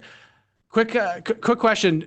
I talked to Mickey a couple of weeks ago. He didn't really truly remember how it started, but it seems like this fight between you and Mickey has been discussed, or there's been some back and forth between you guys for a while now. Do you remember how this sort of rivalry began with Mickey Gall and when you wanted this fight? Yeah, y'all starting it right now, talking about we ever had a rivalry. He's a low-key Mike Perry fan, remember? And then he wants to get where I am or something, or he wants to fight me until he signed that line. Then he changed his whole tone, didn't he? But he started calling me out. He thought it was a good fight for him. When he saw the cowboy armbar, well, his jiu-jitsu's not as good as 36-year-old Cowboy Cerrone, who's been snapping the arms since the UFC began. So, how is your weight cut right now? What are you sitting at right now, if you don't mind me asking? I don't know, bro. I gotta go do a bunch of shit and get this off and get this work. But that's the thing with weight cut. It's a timing thing. I need to keep some energy and I need to eat something before. I'm finna go eat something here in a second to get me through the day. Can't have too much water today, and protein's gonna push it out. But it's tomorrow between 9 and 11 I get to weigh in. So at like 7 or 8 in the morning is when I really need to be cutting. I need to get up and do my cut, and I'll do some tonight and then some tomorrow. I like to spread it out still, but it's been more like I've been good all the way up until today, and then yesterday I lost 10 pounds, and today I lost like 5 and I put a couple back on, and then I'm gonna have like 7 or 8. And then by tomorrow when I start, I should have like 5 or 6 or 4 maybe. And then between, 6 to 9 a.m. tomorrow, try to get that weight and be ready right on time. And then last thing from me, you're a fighter's fighter. I'm sure you're excited to just get back in that cage on Saturday night and compete. And there's a lot said about the approach to this fight and some of the things you're doing. But one thing I have noticed about you, Mike, is that you are who you are. And I feel like despite all the, quote unquote controversy and all of that, I feel like you're in a really good place right now. Like you're happy with where you're at right now. Is that accurate?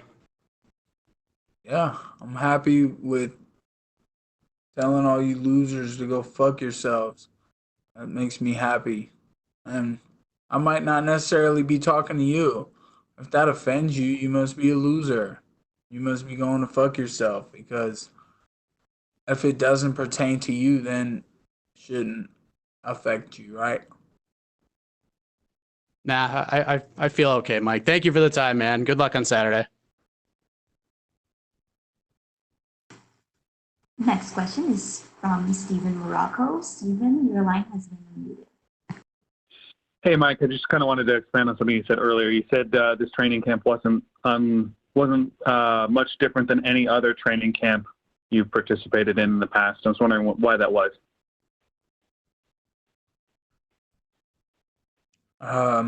Fighting is simple.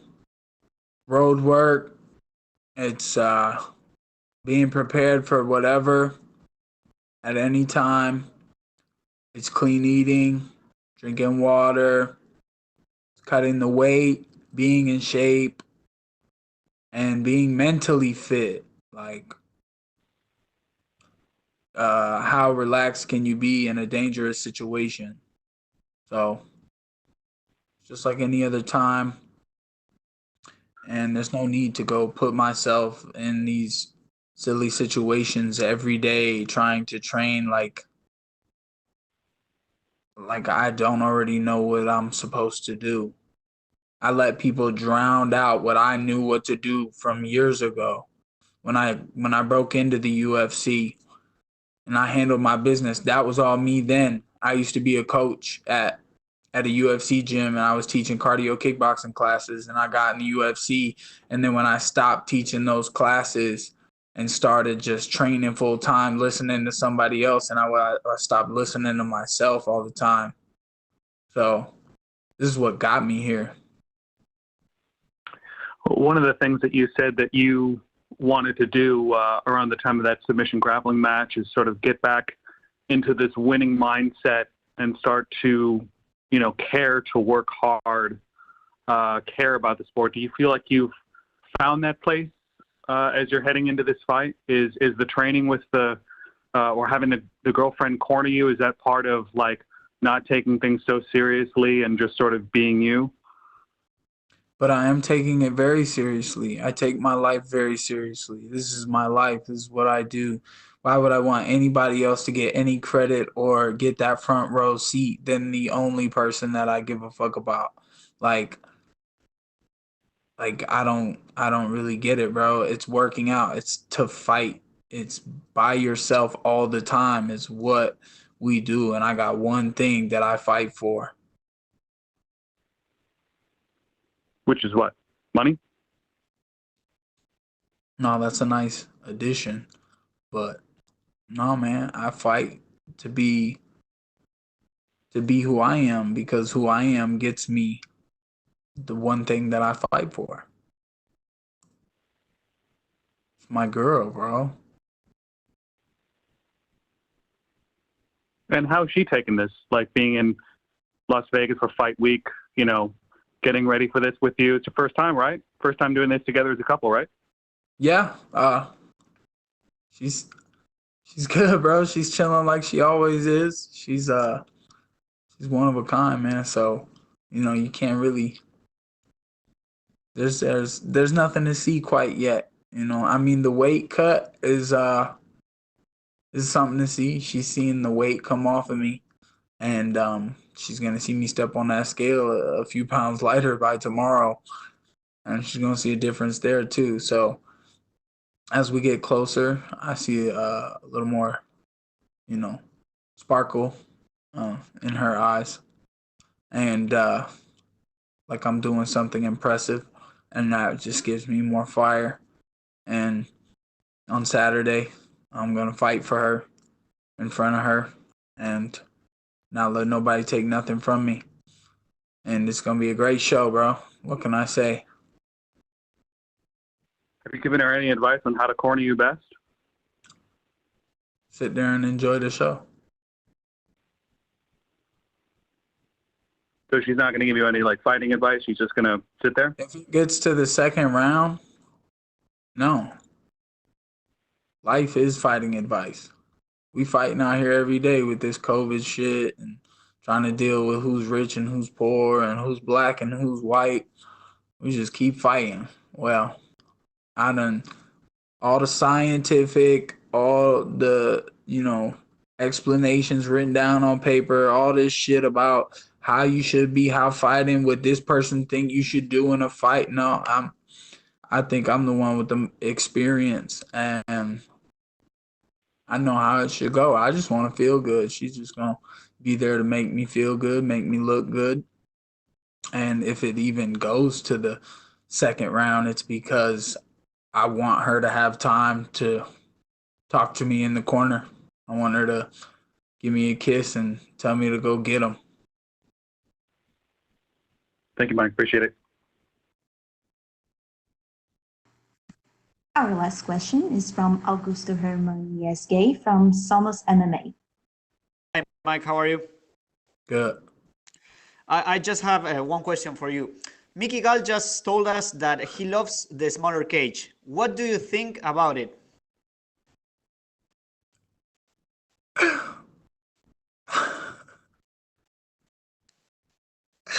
I just thought of something, bro. That shit was funny. All right. The small cage. Yeah. Whatever. Like, let's go, bud. I don't care how big it is. There's less room for him to run. He wants to tell himself he likes that in there with me. Okay. Well, I'm just going to stand there and we'll see what happens. What do you think will happen?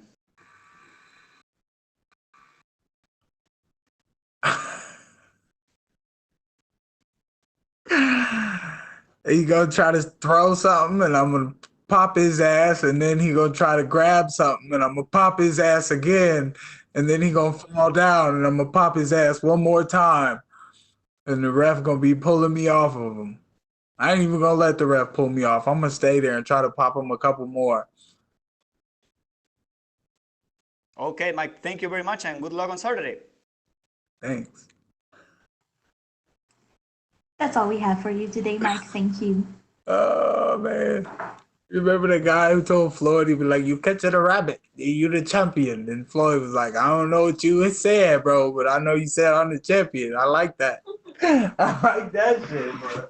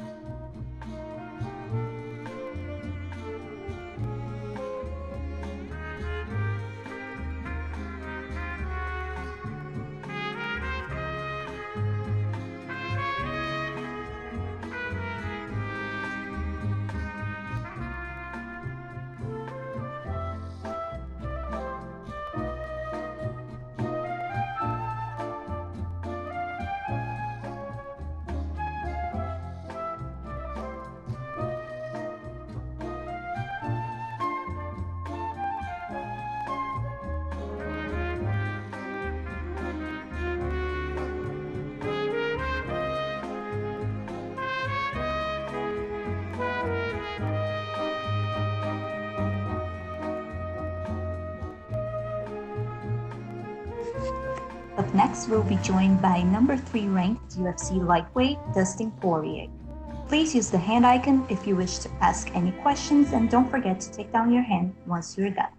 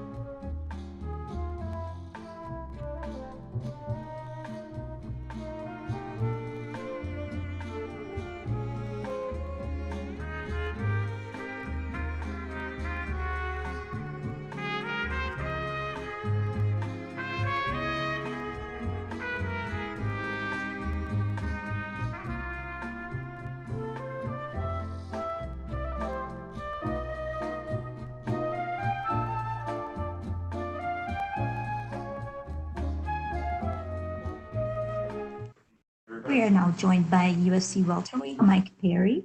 Our first question is from Nolan King. Nolan, your line has been unmuted. Hey, Mike, appreciate the time today, man. A lot's been made coming into this fight about the fact that this weekend you're not going to have coaches in your corner. You're going to have your girlfriend. And after this, you said that, you're going to go on to kind of form a team around you. And I think this is very interesting. But for this camp, where did you train? Was it any different, this training camp, compared to the other ones that you've done in the past? I am going to have a coach in my corner, but that coach happens to be my girlfriend. She'll be coaching. And,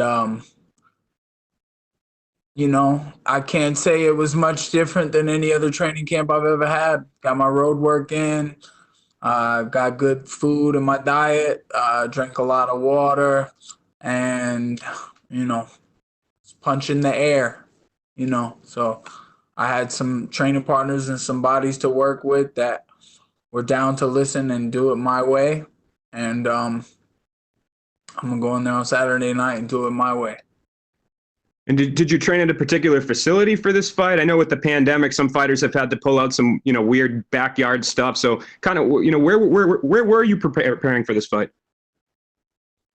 I was in Lubbock, Texas, getting ready for this fight. I did travel to Florida for a little bit. I watched a lot of episodes of Naruto. I watched the whole 3 seasons of the Avatar, the Airbender, and that was good for mental training. And then I walked around Universal Studios and Islands of Adventure, and we went swimming at Volcano Bay. That was good training. And we ate at lots of restaurants, and we ordered good, healthy food, lots of big steaks. Nice. That's great. And you seem very mentally relaxed coming into this fight. Is it something about the matchup you like here? Just talk to me about Mickey Gall a little bit. What do you expect come Saturday? I expect to get paid. Let's keep it simple, bro. Get paid. It ain't nothing to it but to do it, man. What can I say? I'm sure he's trained hard. Good for you, bud. You'll have a good life. It'll be healthy. Eat another salad. And that's not going to fix your broken jaw that you get this Saturday, though. And he earlier we spoke to Mickey, and he kind of made some comments that he thought you might have regressed a little bit. Do you have any sort of response to that? I don't know what regressed mean. What, he pulled back? What that mean? Saying that your skills have gone backwards a little bit, that you've diminished over time a little. Well, if that's he thinks how martial arts works, he must have fell off the bike a couple times. And my last question for you, man, how do you get it done on Saturday? Knockout. I'm going to knock his ass out. I'm going to knock Mickey Gall out. Appreciate the time, Mike. Best of luck. Our next question is from Jay Anderson with Cageside Press. Hey, thanks very much, and welcome back, Mike. I wanted to ask something. I wanted to ask about something you posted on Twitter earlier this week about your weight cut and having an appetite that you said you'd never normally have. Has this cut been particularly difficult, or is this something you always kind of go through where you got cravings during the weight cut?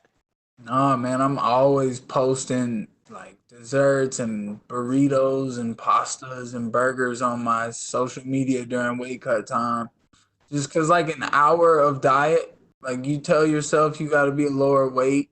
As soon as you tell yourself that, you just get so hungry. You get this appetite. You could gain 30 pounds. And it's not fair because when you don't have to be at a certain weight, you're not hungry. When you do eat, the food's all right. But when you diet and you have, I had sparkling water earlier, and I thought it was just the greatest thing.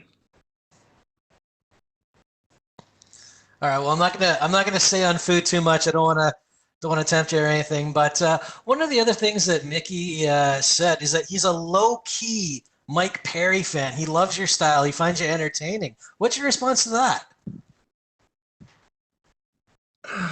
Was all that shit you was talking, boy? Keep that same energy. And then last one for me, you did call him, I think a while back, a weak-ass opponent. Is that just based on the level of guys that you've been fighting versus his level of competition? No, it's just facts. Saturday night is how I stack up against him. It's how he stacks up against me. It has nothing to do with anybody we've ever fought before on either side. Any man can win when they step in there, but on Saturday night, it's just me versus him.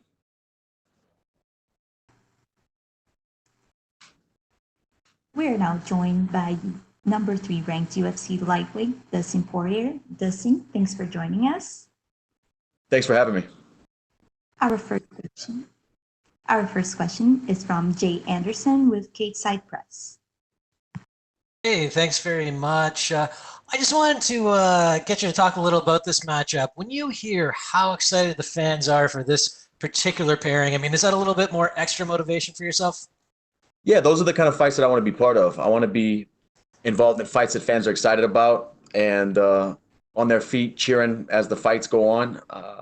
And these are the kind of fighters that I want to fight, guys who bring those action-packed fights. And I don't want to take anything away from Dan in this because he is a dangerous opponent, but was that the first name you were looking for in this return? Was there talk of the Conor and Nate fights ever actually happening or anyone else on the radar? No, I think the UFC wanted to book me and Dan after his win, and we were supposed to do it in San Diego. And obviously the pandemic hit, and here we are doing it at the Apex in Vegas. So I'm just excited that it's happening.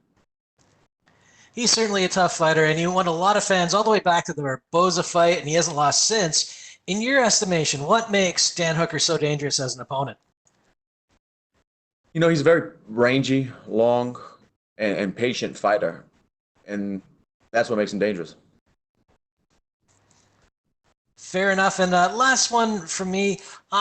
You're known for charitable work outside the cage. And this weekend, I've seen that you're picking up the tab for some people watching the fights back home, helping out some local businesses. And I'm wondering if you could just talk about how that came about. Yeah.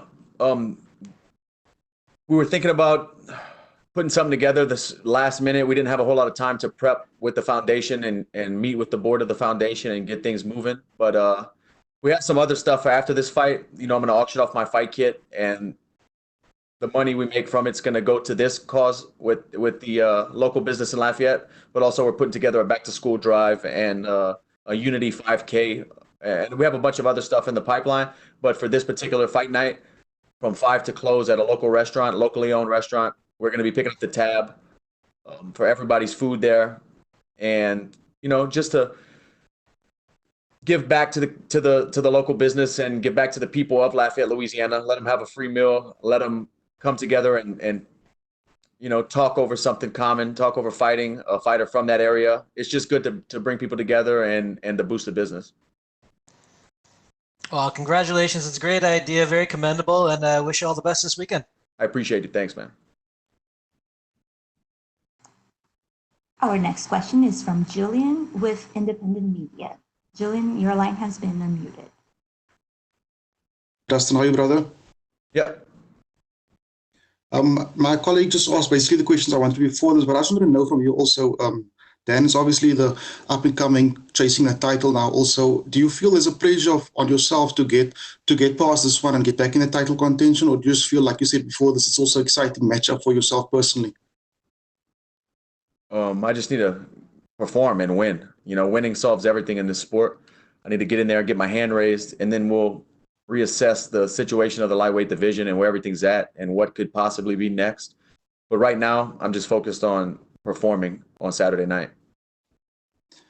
And then just based on City Kickboxing in New Zealand, how excited are you as an MMA fighter in terms of the way MMA has grown also in New Zealand, and guys like Dan and Izzy them are coming up and making such a big impact like yourself also on the UFC platform?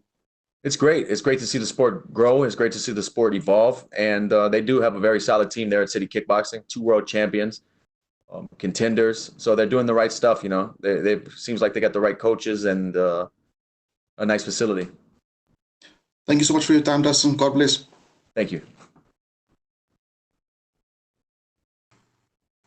Next question is from Danny Segura with MMA Junkie. Hey, Dustin, you've talked about how this has been the longest layoff of your career. Wonder now that the fight's just a couple days away, how was that experience with that layoff? And was it nice to get some sort of time off from competition? Yeah, it was nice to, it was forced, you know. Of course, if it was up to me, I would have been in the gym and fighting way before this, but it was a forced time off. And sitting on the sideline, I got to reassess everything, got to just enjoy life, spend time with my family, and put things into perspective. And it's been a long layoff, but coming back fighting in these times, it's nothing's the same right now. So it's even weirder coming back and being quarantined in the hotel, and it's just different times, man. But it's exciting. Yeah, and part of that layoff, obviously, you just said it was forced. It was that hip surgery that you had. You know, sort of a nagging injury that you've dealt with. How do you feel, and how's life post surgery? Did it address the issues that you had? You know, sometimes I feel a little discomfort or a little tightness, but I'm in a lot less pain from day to day than I was, and I think I have a little bit more range of motion. You know, I feel good. My body feels good. Yeah. And obviously, you still want to fight for the title. You want to get back to challenging for the belt. What's the path like? Yeah, obviously, get a big victory over Dan Hooker, but how much work do you think you need to put in after that to get back to the belt? I honestly think with the win over Dan Hooker, I'll be one fight away from another title shot. And I know this is not regarding your fight, but it was still news. Colby Covington left ATT, and I know you guys had a little bit of a rocky relationship. Just your thoughts on him leaving the gym, and I guess where do you stand with him at this point in time? Because I know you guys squashed the beef and you know, some time ago. I don't know what's going on with him or where he's switching gyms or whatnot, but good luck. Thank you, man. Good luck on Saturday. Our next question is from Damon Martin with MMAfighting.com. Hey, Dustin, when we talked after the hip surgery, you told me that, you know, you believed that, you know, you realized at that moment how much you loved fighting, how much you missed fighting. Not that you ever lost passion for it, but now that you're back in a fight week, you know, you're a couple days away from the fight. Like, how is that feeling? Like, do you feel kind of energized and that kind of passion growing? Yeah, it's exciting, man. It's you know, it's a rush, and there's a feeling you only get from going through this process of fight week and cutting the weight and seeing your opponent and showing up on fight night. You know, this is a rush, and I love it. So I'm just happy to be here. Dan is obviously on a good win streak right now. I'll ask you, especially with his last couple of fights, you know, in the top 10 with guys like Ali Quinta and Paul Felder, have you been impressed by what you've seen out of him?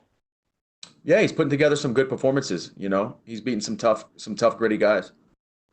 You have kind of a notorious reputation for fighting some of the toughest guys in the division, guys that just don't go away, guys like Eddie Alvarez and Justin Gaethje, and I think you could kind of put Dan Hooker on that list when you think about his loss to Edson Barbosa. You know, he didn't really go away; he just refused to go away, and they kind of had to stop it at that point.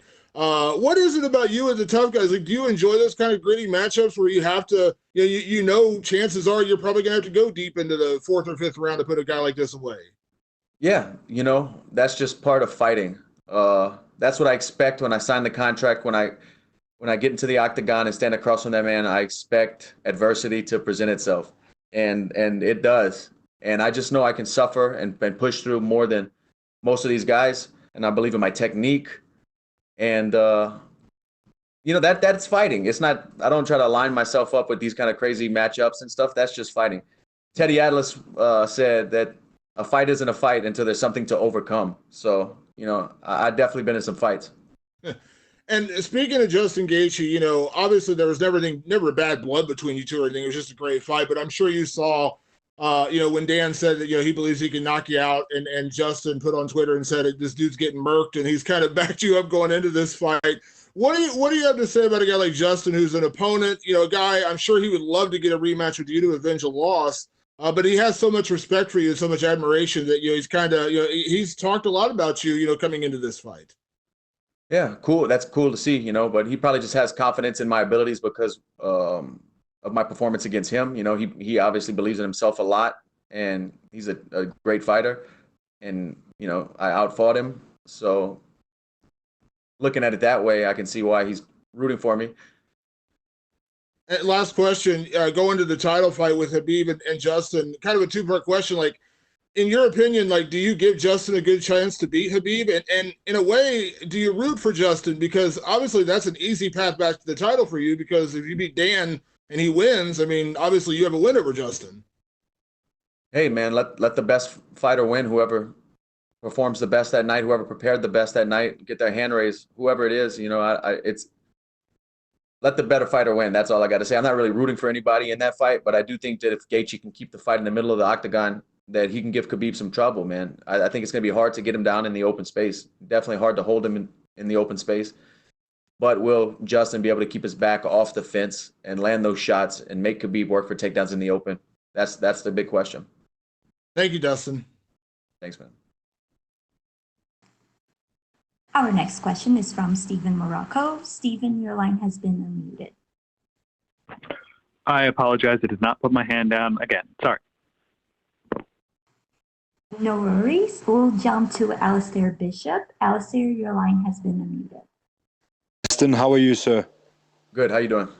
Fantastic. Thank you. My first question, Dustin, looking back at Abu Dhabi, obviously post-fight you were quite emotional, obviously a bit of mental strain in that loss. What have you put into place, or what sort of mental progress have you had to make to get back to fighting style? Just had to, take care of some injuries and rest my body and mind and get back to the drawing board and put in another training camp, and here we are. Fantastic. I wanted to ask you, obviously Dan Hooker's the guy who's on the rise. I'm pretty sure title contention is still in your mind. So if you can get past Dan Hooker, where do you see yourself in the division? I believe I'm one fight away from a title shot with the win over Dan Hooker. And welterweight, is that something that's on your mind at all? Yeah, I do think I will eventually be fighting in the welterweight division. And do you have any names in mind there that you'd like to start with in that division? Only name in my mind is Dan Hooker. Fantastic. Just moving off the fight stuff, something I picked up during the quarantine, which I find quite funny, was your wife saying she was going to end up pregnant if the quarantine lasted much longer. So did you escape pregnancy free, or are you expecting another little kid along the way? I think I'm good, but we'll see. I think I'm all right. Awesome, man. Thank you. Best of luck for Saturday. All right. Our next question is from Augusto Hermanies-Gay with Samos MMA. Hi, Dustin. How are you? All right. How you doing? Fine, thank you. First of all, I want to know which aspects do you consider are going to be the key for winning on Saturday? Dan's a very patient fighter, and I need to be patient as well. I need to not be over aggressive or push something that's not there. I need to be patient and let my skills do the work. And how do you feel about fighting in an empty arena? I like it. I like the idea of it. I think it's going to be quiet. I'll be able to hear my team. The focus will be different. It's just a new wrinkle in the fighting. I've never done it before, so we'll find out on Saturday. And Dustin, I want to know, how did the COVID-19 situation affect you, not only in your training camp, but also you have been helping hospitals during this pandemic with your foundation. So how was that experience? It was great to be in a position to give back to the medical staff and the frontline medical workers in my hometown of Lafayette, Louisiana. I'm appreciative of that we have the resources and the people in place to be able to make that happen. But other than that, I was just like everyone else, quarantined at home with my family, stuck in the house. And what about the training camp? Did it affect you in any way? Not at all. I thought it would, but I went out to American Top Team in South Florida, and they have so many high-level fighters that even if the groups were small, it was so much knowledge being passed around, and the coaches were always there every session to push us and coach us in the right direction and help us get better. So everything was normal. It felt like a normal training camp to me. Okay, Dustin, thank you very much, and good luck on Saturday. Thank you, man.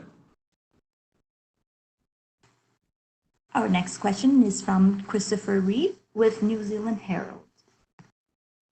One question from me. Obviously, this is a short notice fight in a smaller octagon. Has this changed sort of building a strategy against a dangerous guy like Dan?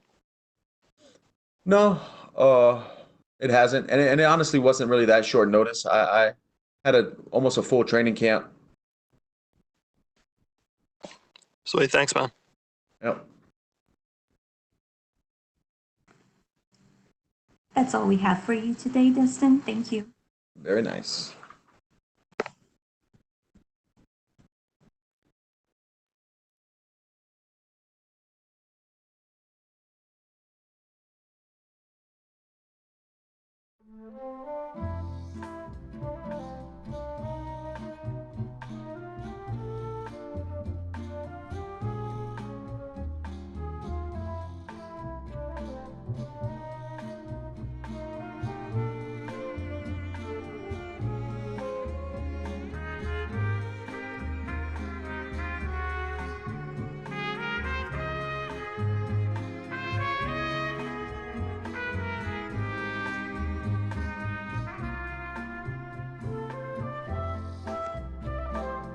Up next, we'll be joined by number 5 ranked UFC lightweight Dan Hooker.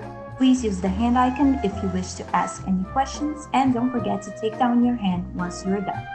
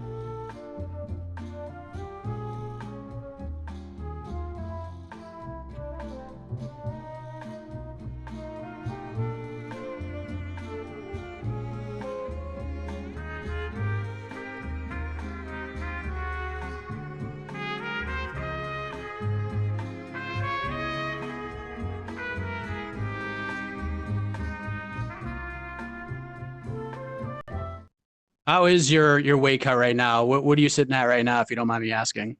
I don't know, bro. I gotta go do a bunch of shit and get this off and get this work. But that's the thing with weight cut. It's a timing thing. I need to keep some energy and I need to eat something before. I'm finna go eat something here in a second to get me through the day. Can't and have too much water today, and protein's gonna push it out. But it's tomorrow between 9 and 11 I get to weigh in. So at like 7 or 8 in the morning is when I really need to be cutting.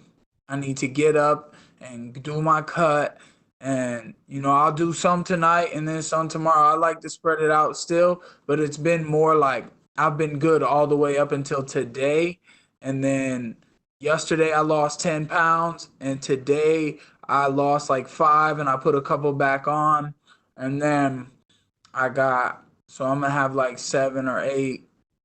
And then by tomorrow when I start, I should have like 5 or 6 or 4 maybe.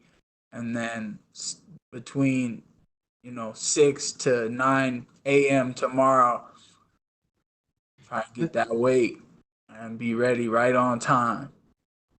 And then last thing from me, you're a fighter's fighter. I'm sure you're excited to just get back in that cage on Saturday night and compete. And there's a lot said about the approach to this fight and some of the things you're doing. But one thing I have noticed about you, Mike, is that you are who you are. And I feel like despite all the, quote unquote controversy and all of that, I feel like you're in a really good place right now. Like you're happy with where you're at right now. Is that accurate?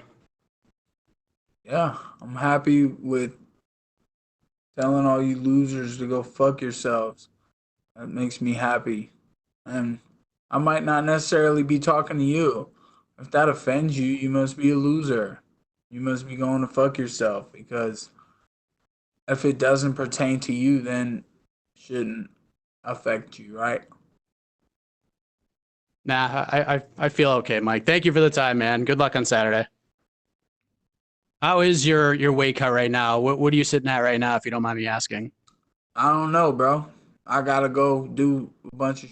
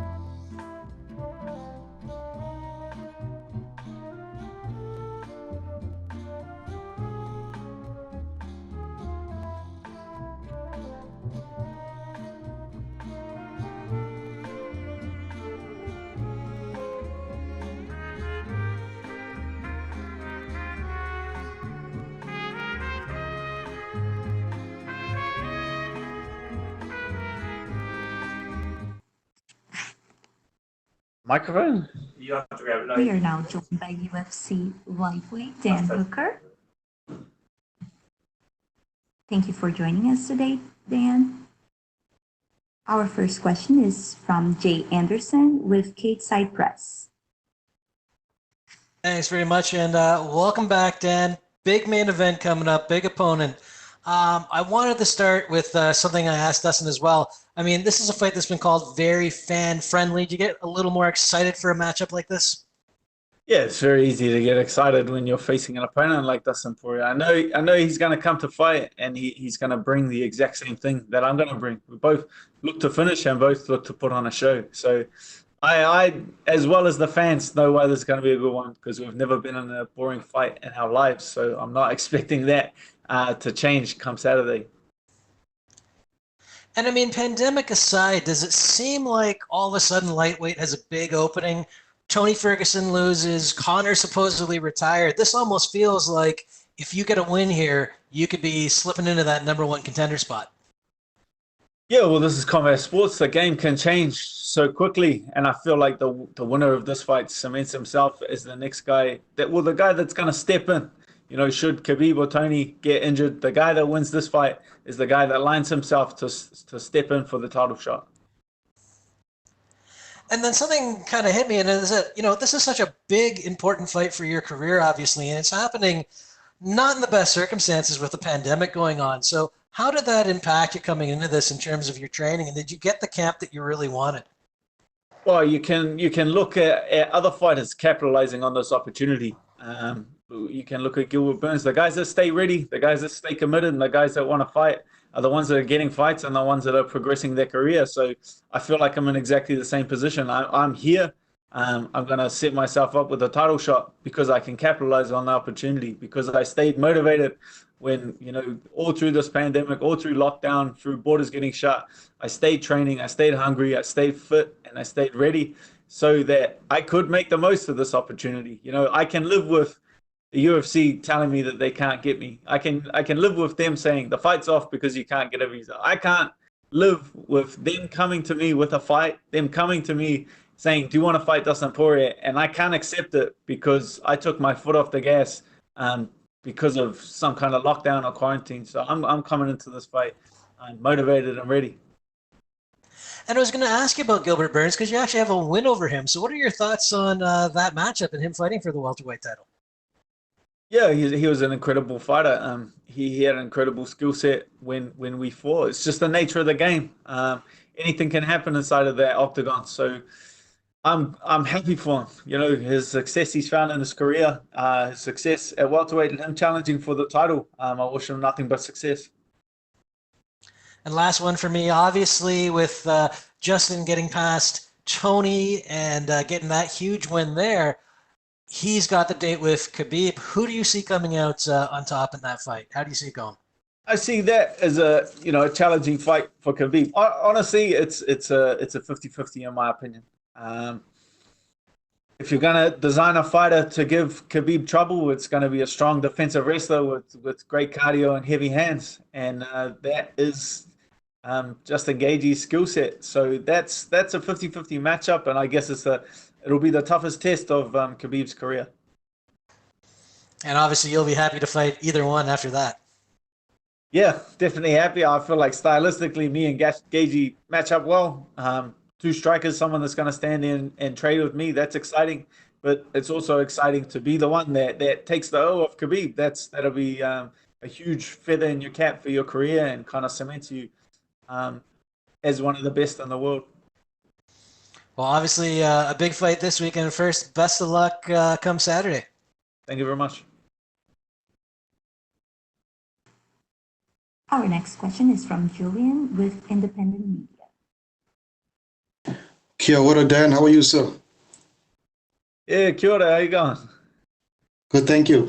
Just a quick question, man. Obviously, we know the Super Rugby's kicked off. Fans are in the stadium. It's quite awesome. New Zealand taking the lead in terms of fans getting in the park. How excited is it for you to know that you're representing, along with another elite group of athletes in terms of the rugby players, and you're representing the New Zealand flag also on this big stage with the UFC? You can definitely feel, the people in New Zealand getting excited about it and hyped about it, having sport shut down for so long and the future was so uncertain and so unclear, but to have it all turn around so quickly and be able to travel to the US and compete is a lot of motivation for a lot of people, and to see everything getting back on track makes a lot of people motivated that, they can get back on and find a bit of normality in their life. And just tell me, obviously you're based in Auckland, are you a Blues boy? The guys have been doing quite well so far in the Aotearoa competition.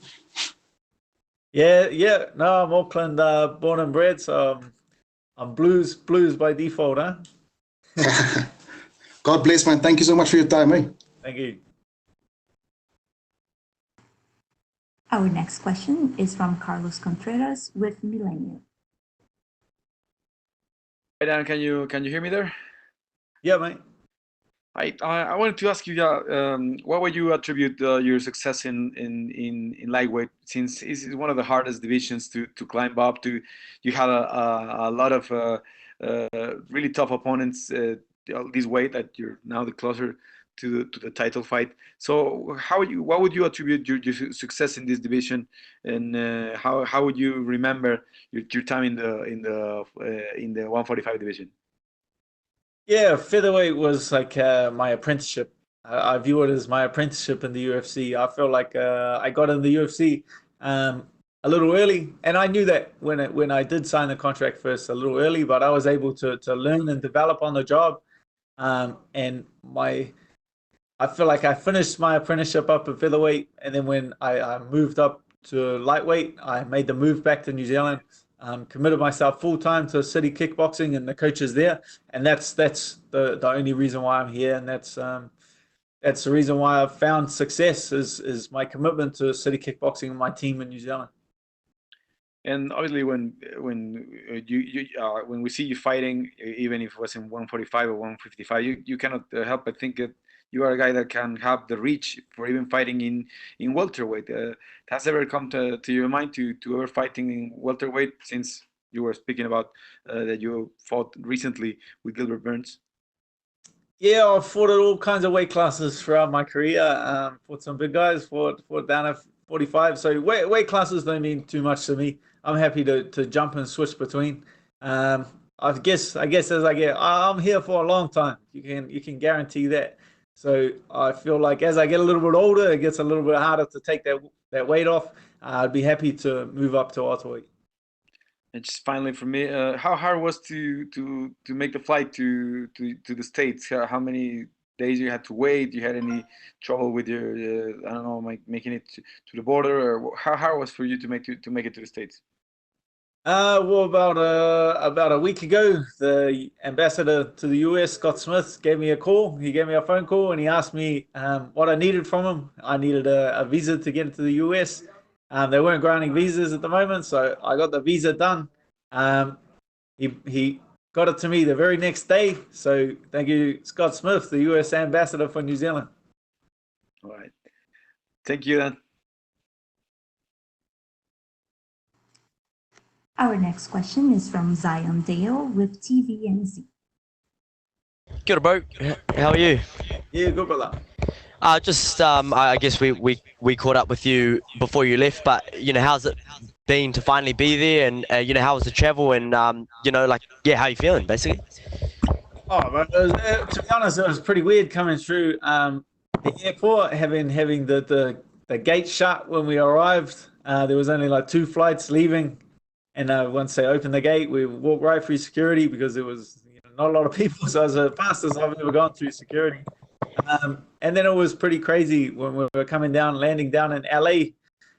Everyone was putting their gloves on and putting their masks on. It was kind of everyone was getting ready for battle. You know what I mean? And then we're walking around the airport. Everything was closed in Auckland, all the shops. Everything was closed in LAX, all the shops as well. So it was a little bit eerie, but then once we arrived in Vegas, they were a little more relaxed at the airport. But the UFC has done a great job of keeping everything under control. Coronavirus tested us on arrival, kept us all isolated from everyone else. So I'm very happy with the precautions that they've been taking. Does it feel quite surreal to be there, to be able to in a fight week that in the times that we're in at the moment? Very, very surreal because, it was completely all up in the air, but it's just crazy that I had this in my mind the entire time. I was like, the UFC is going to make this happen. Somebody's going to make this happen. May 16th was the date I was originally scheduled to fight Dustin. And it wasn't until like a week before that the UFC said we're going to have to shift that back a little bit. So this fight's been in the forefront of my mind the entire time. So I'm more just grateful that all that mental energy that I used to stay focused on this fight wasn't wasted, and I get to go out there and do what I love and perform on Saturday. And to finally get the fight now, and have a time frame for it to be set. Do you feel that now that you're in the States, you're in the zone and you're in a good rhythm now to go out and put your best foot forward? Yeah, like funny, fighting is a funny thing. You can get in that mode a little too early. We still got a couple of days. We got a weight cut, we got weigh-ins, we got all this stuff we got to take care of before it's time to fight. That mindset can shift in a split second. That mindset, I've seen it shift in other fighters walking out. I've seen it shift when they walk in the cage. I've seen them lose it or it switch off. So that's just something that you have to bank on that you got. That's something you either got or you don't got. And I know from experience, I've been in there many times before, that's something that I don't need to prepare. If someone tries to punch me in the head, I'm game. 100%. And just finally from me, you said that this fight has been in the forefront of your mind. For you, how big of an opportunity is this fight? And for you now, how big is it to have it? Yeah, well, it's the biggest opportunity of my career, my way to put myself in line for a title shot. Like with the win here, it sets me in line. Is the guy that takes on the winner of Khabib versus KG. So that's a very exciting opportunity, and that my life's goal is to be world champion, and I'm that close to it. Kia ora, bro. All the best for the weekend. Thanks, bro. Our next question is from Christopher with New Zealand Herald. G'day, Dan. I saw you had a bit of trouble with the old throat swab. Did they actually manage to get a corona test on you? Oh, they did. Well, I was the. I think Mike was the only one that didn't gag, so I'm not sure. Maybe that's failing the test. I'm not too sure.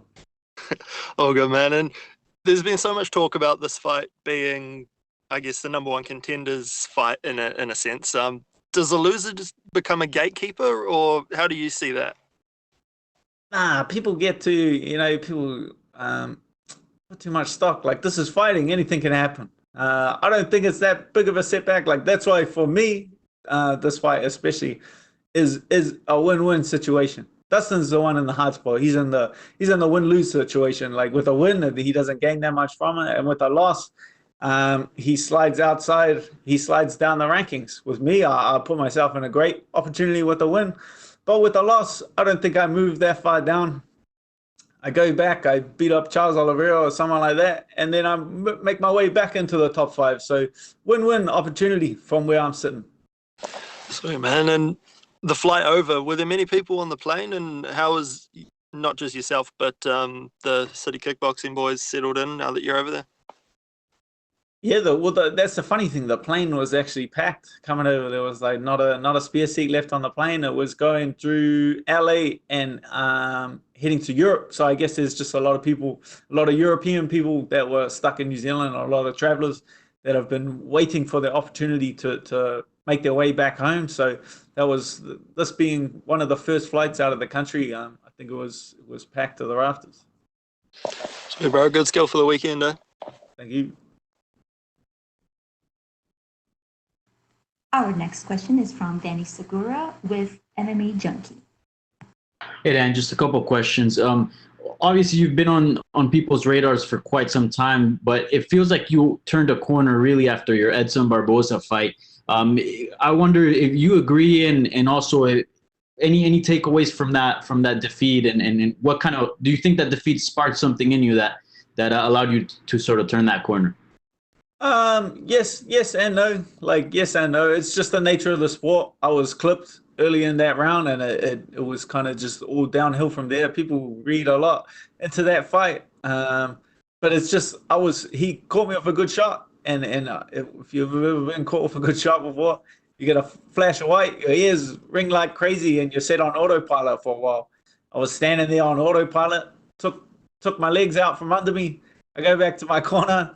And I come back online when I was back in the corner, and I was like, all right, we're back online. I looked down, and I was like, oh, well, shit, I got no legs.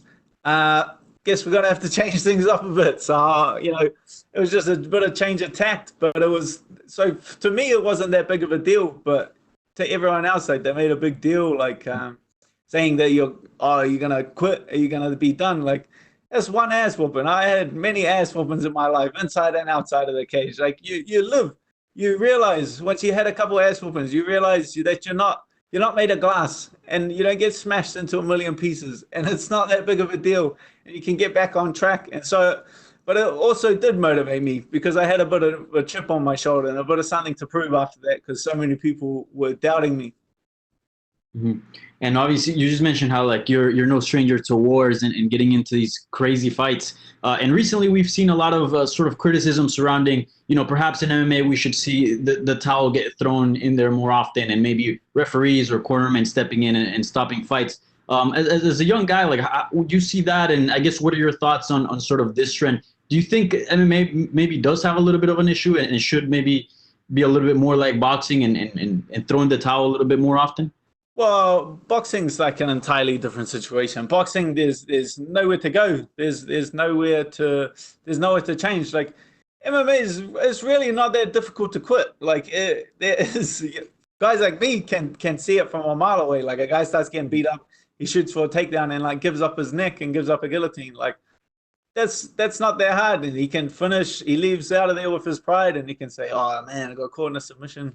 Things happen. Like, it's not that difficult to quit. Like, if we go back to the Barboza fight, like, the ref asking you if you want to continue, the doctor's coming in and putting lights in your eyes. Like, it's not that difficult. When the doctor puts the light in your eyes to check, all you have to do, he goes, follow the light, and the light goes like this, and you follow it with your eyes. All you have to do is look dead ahead, and no one's gonna know you quit. Like, there's so many ways that you can look for a way out. So I don't know. I think we've already got like pretty, well-trained referees, doctors, cornermen.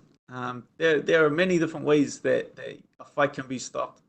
Yeah, and we know your style. You like to use a lot of range, and obviously this is going to be in a smaller cage. Wondering if you did any adjustments in the camp to sort of get acclimated to that. Just speeds things up a bit. Like I like it benefits both of us and it negatively impacts both of us. I like to set a lot of traps for my opponents with my striking. So a smaller cage means that those traps are easier to set up. I'm sure he'll want to push me against the cage at some point. So that'll make it easier too. So it benefits both of us and negatively impacts both of us. Yeah, for sure. Lastly, I know you've been playing Warzone. Any dubs? How's your Warzone skills going? The internet connection's a bit laggy here, so I'm getting my ass whooped. He's shaking his head. All right, man. Best of luck. Looking forward to the fight.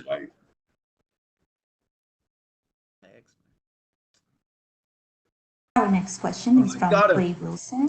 Clay, your line has been unmuted. Dan, how are you, mate? Yeah, good. Hey, you've spoken about the trip over with the airports and COVID testing and things like that. I just wondered what's jumped out at you the most about the last few days that's been different to what a normal fight week would look like.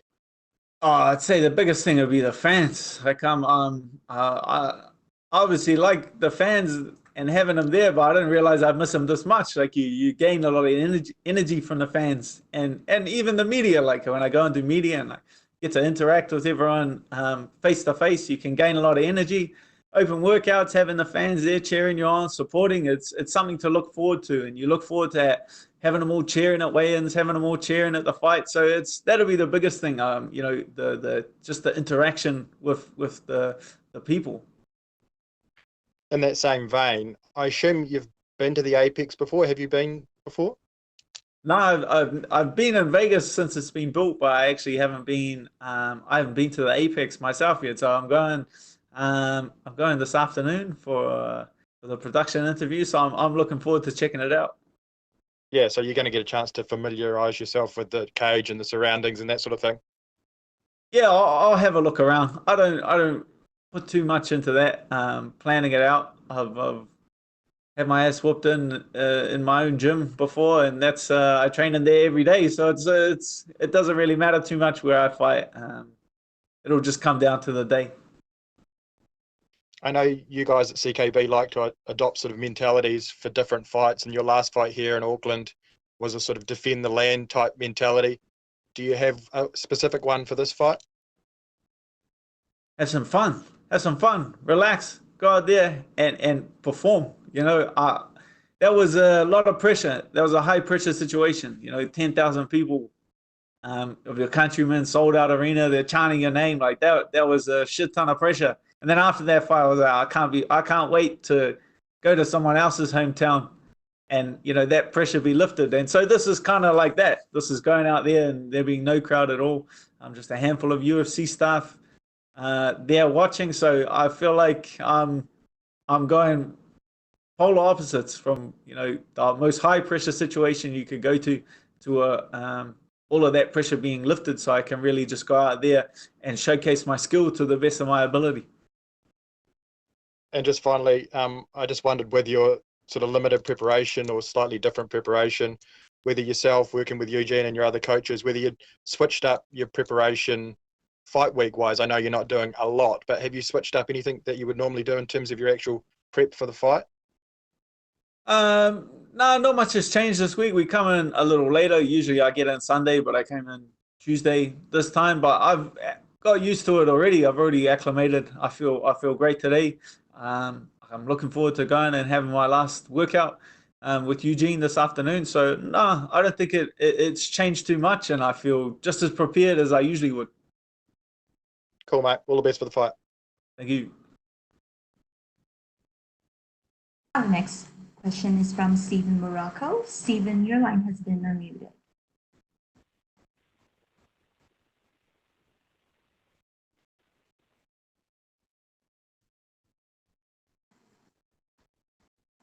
Yeah, I think we lost Stephen there. So let's jump to Alistair Bishop with MMA Republic. how are you, sir? Yeah, good. Fantastic. I just wanted to ask you, you were suggesting earlier you've had a couple of interesting fights in interesting weight classes, one being a tag team kickboxing match at heavyweight. How does that work exactly? Yeah, that was just a little show we put on at our gym. Yeah, that was just a bit of fun on a Saturday night. We used to do events at our gym, and we would. This is my old gym, not City Kickboxing. I will. bit more Wild West style back in the day. We would just stack all the mats on crates, and then make a ring in the middle, and then people would just crowd around the crates, and they would be the ring rope. So if you went to fall out of the ring, all the people would just chuck you back into the middle. You could tag whenever you wanted, so you just go out, try to take the other guy's head off, and then you could just come back and tag your mate in. So it's just I guess it's just how we have fun in New Zealand. The next question was about your weight. That was listed. It seems 85 kilos is quite comfortable your walk-around weight. So what's involved with your weight cut to get down to lightweight? Oh, that's me having a little bit of fun. That's me having a little bit of fun on at other people's expense. I definitely don't walk around at 85 kilos. Like I can tell you that much. I was holding a weight. I'll give away the secret. I was holding a weight when I was on the scales. The secret's out now. I also want to ask. I see your flight coming in. Obviously, from South Africa, we know our athletes have to deal with some pretty crazy time zones, as you're well aware.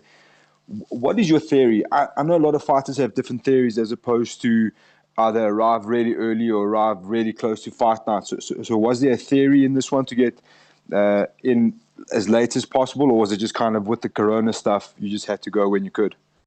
I've come through LA for fights, a bunch of times, and I fought in Vegas a few times, been here to support my teammates. So the trip to Vegas is one of the easier ones from Auckland. It's just 12 hours overnight to LA.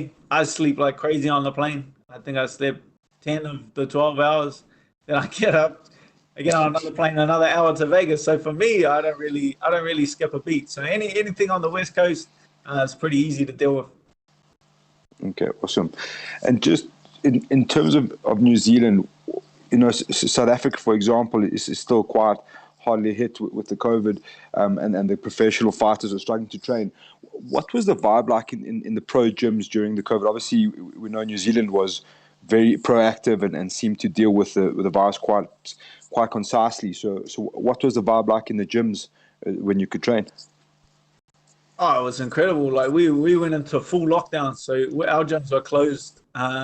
City Kickboxing was closed for 6 weeks. So 6 weeks all up, we missed out on having all our training partners and our usual routines. So it really made us appreciate it and miss it, because for the last few years, it's kind of something that we've taken for granted. We knew training was on, so you can't get that excited about it. But once you take a 6-week break from something you love, and it makes you really appreciate it. So everyone came back with a vengeance. I remember, probably my number one training partner, BJ Bland. I had a bit of a game plan coming into the first sparring session back, but I touched gloves. He blew me in the nose, and then we just tried to take each other's heads off. So we just let all that aggression out, let it get back to normal, and then. But it's come right. It's come right. I got my timing back pretty quick. Fantastic. And what was that like, having a name like Dustin Poirier hang over you in this time? Did you find motivation come easy dealing with all of this stuff, knowing that Dustin Poirier was on the horizon? Yeah, like that's someone you can't take lightly. So it was very easy to stay motivated throughout the lockdown. I never took my foot off the pedal. It was, when we went into, it's called like level 4 lockdown in New Zealand. You have to stay in your house. Everything's shut. You can only go to the supermarket. Having that fight, being dangled in front of you, made it very easy to get out of bed. Made it very easy, under a very difficult time to be motivated. I found it very easy to stay on track. Awesome. You spoken about a few times, the questions come up a few times today about the possibility of getting past Dustin Poirier, and then the possibility of facing Khabib versus Gaethje. What would it be like to have a fight like that in Auckland? In Auckland, that's gotta be a pay-per-view. I think that's a pay-per-view, and unfortunately, New Zealand, Auckland, the city that I'm from, doesn't have a stadium big enough for a pay-per-view. There's one down in Dunedin, so I'm definitely open to shifting the show down to Dunedin and having 40,000 of my hometown people, home countrymen, supporting me. Fantastic, man. All the best for Saturday night, and we'll catch you on the other side. Thank you. Our last question is from Maurice Green with MMA Crazy. Hi, you said previously about, this fight being a fan favorite fight. It's a big main event for you. And you also said about not being able to feed off of the fans, especially with weigh-ins and media day and things like that. So how are you expecting it to be on fight night with no fans to feed off? I guess I'm just gonna feed off the fight. Like when you have a guy like Dustin Poirier standing in front of you trying to take your head off, it's actually pretty easy to get that adrenaline flowing. So it might take a little bit. A couple punches start to land and that adrenaline starts flowing and we start fighting. That's the time that you forget the crowd's even there. Once that initial couple of exchanges get made and you get put on high alert and you really have to focus, you forget the crowd's even there. You forget the referee, the judges are even there, and you just get concentrated solely on the contest and solely on fighting. So I'm expecting that. I'm taking it as it comes until we touch gloves and until we start mixing it up, and then I'm just gonna enjoy the fight and be focused on the fight and let it play out. And would you agree that Poirier is your biggest test to date? Every test is different. Every test is different stylistically. This is the biggest opportunity of my career, so it definitely adds pressure. The biggest name of my career, so that also adds a lot of pressure. But every puzzle is different, and you really don't know how it's going to play out until you get in there. How do you envision it going down on Saturday? How do you see yourself getting the win? I think I'm just a little bit sharper on the feet. So if I can keep this thing at range, I think that's no secret. I can do my best work at range. If my back's on the cage or my ass is on the ground, then that's a sure sign that things are not going too well. Okay, well, good luck on Saturday. Thank you. Thank you. That's all the time we have for you today, Dan. Thank you. Thank you.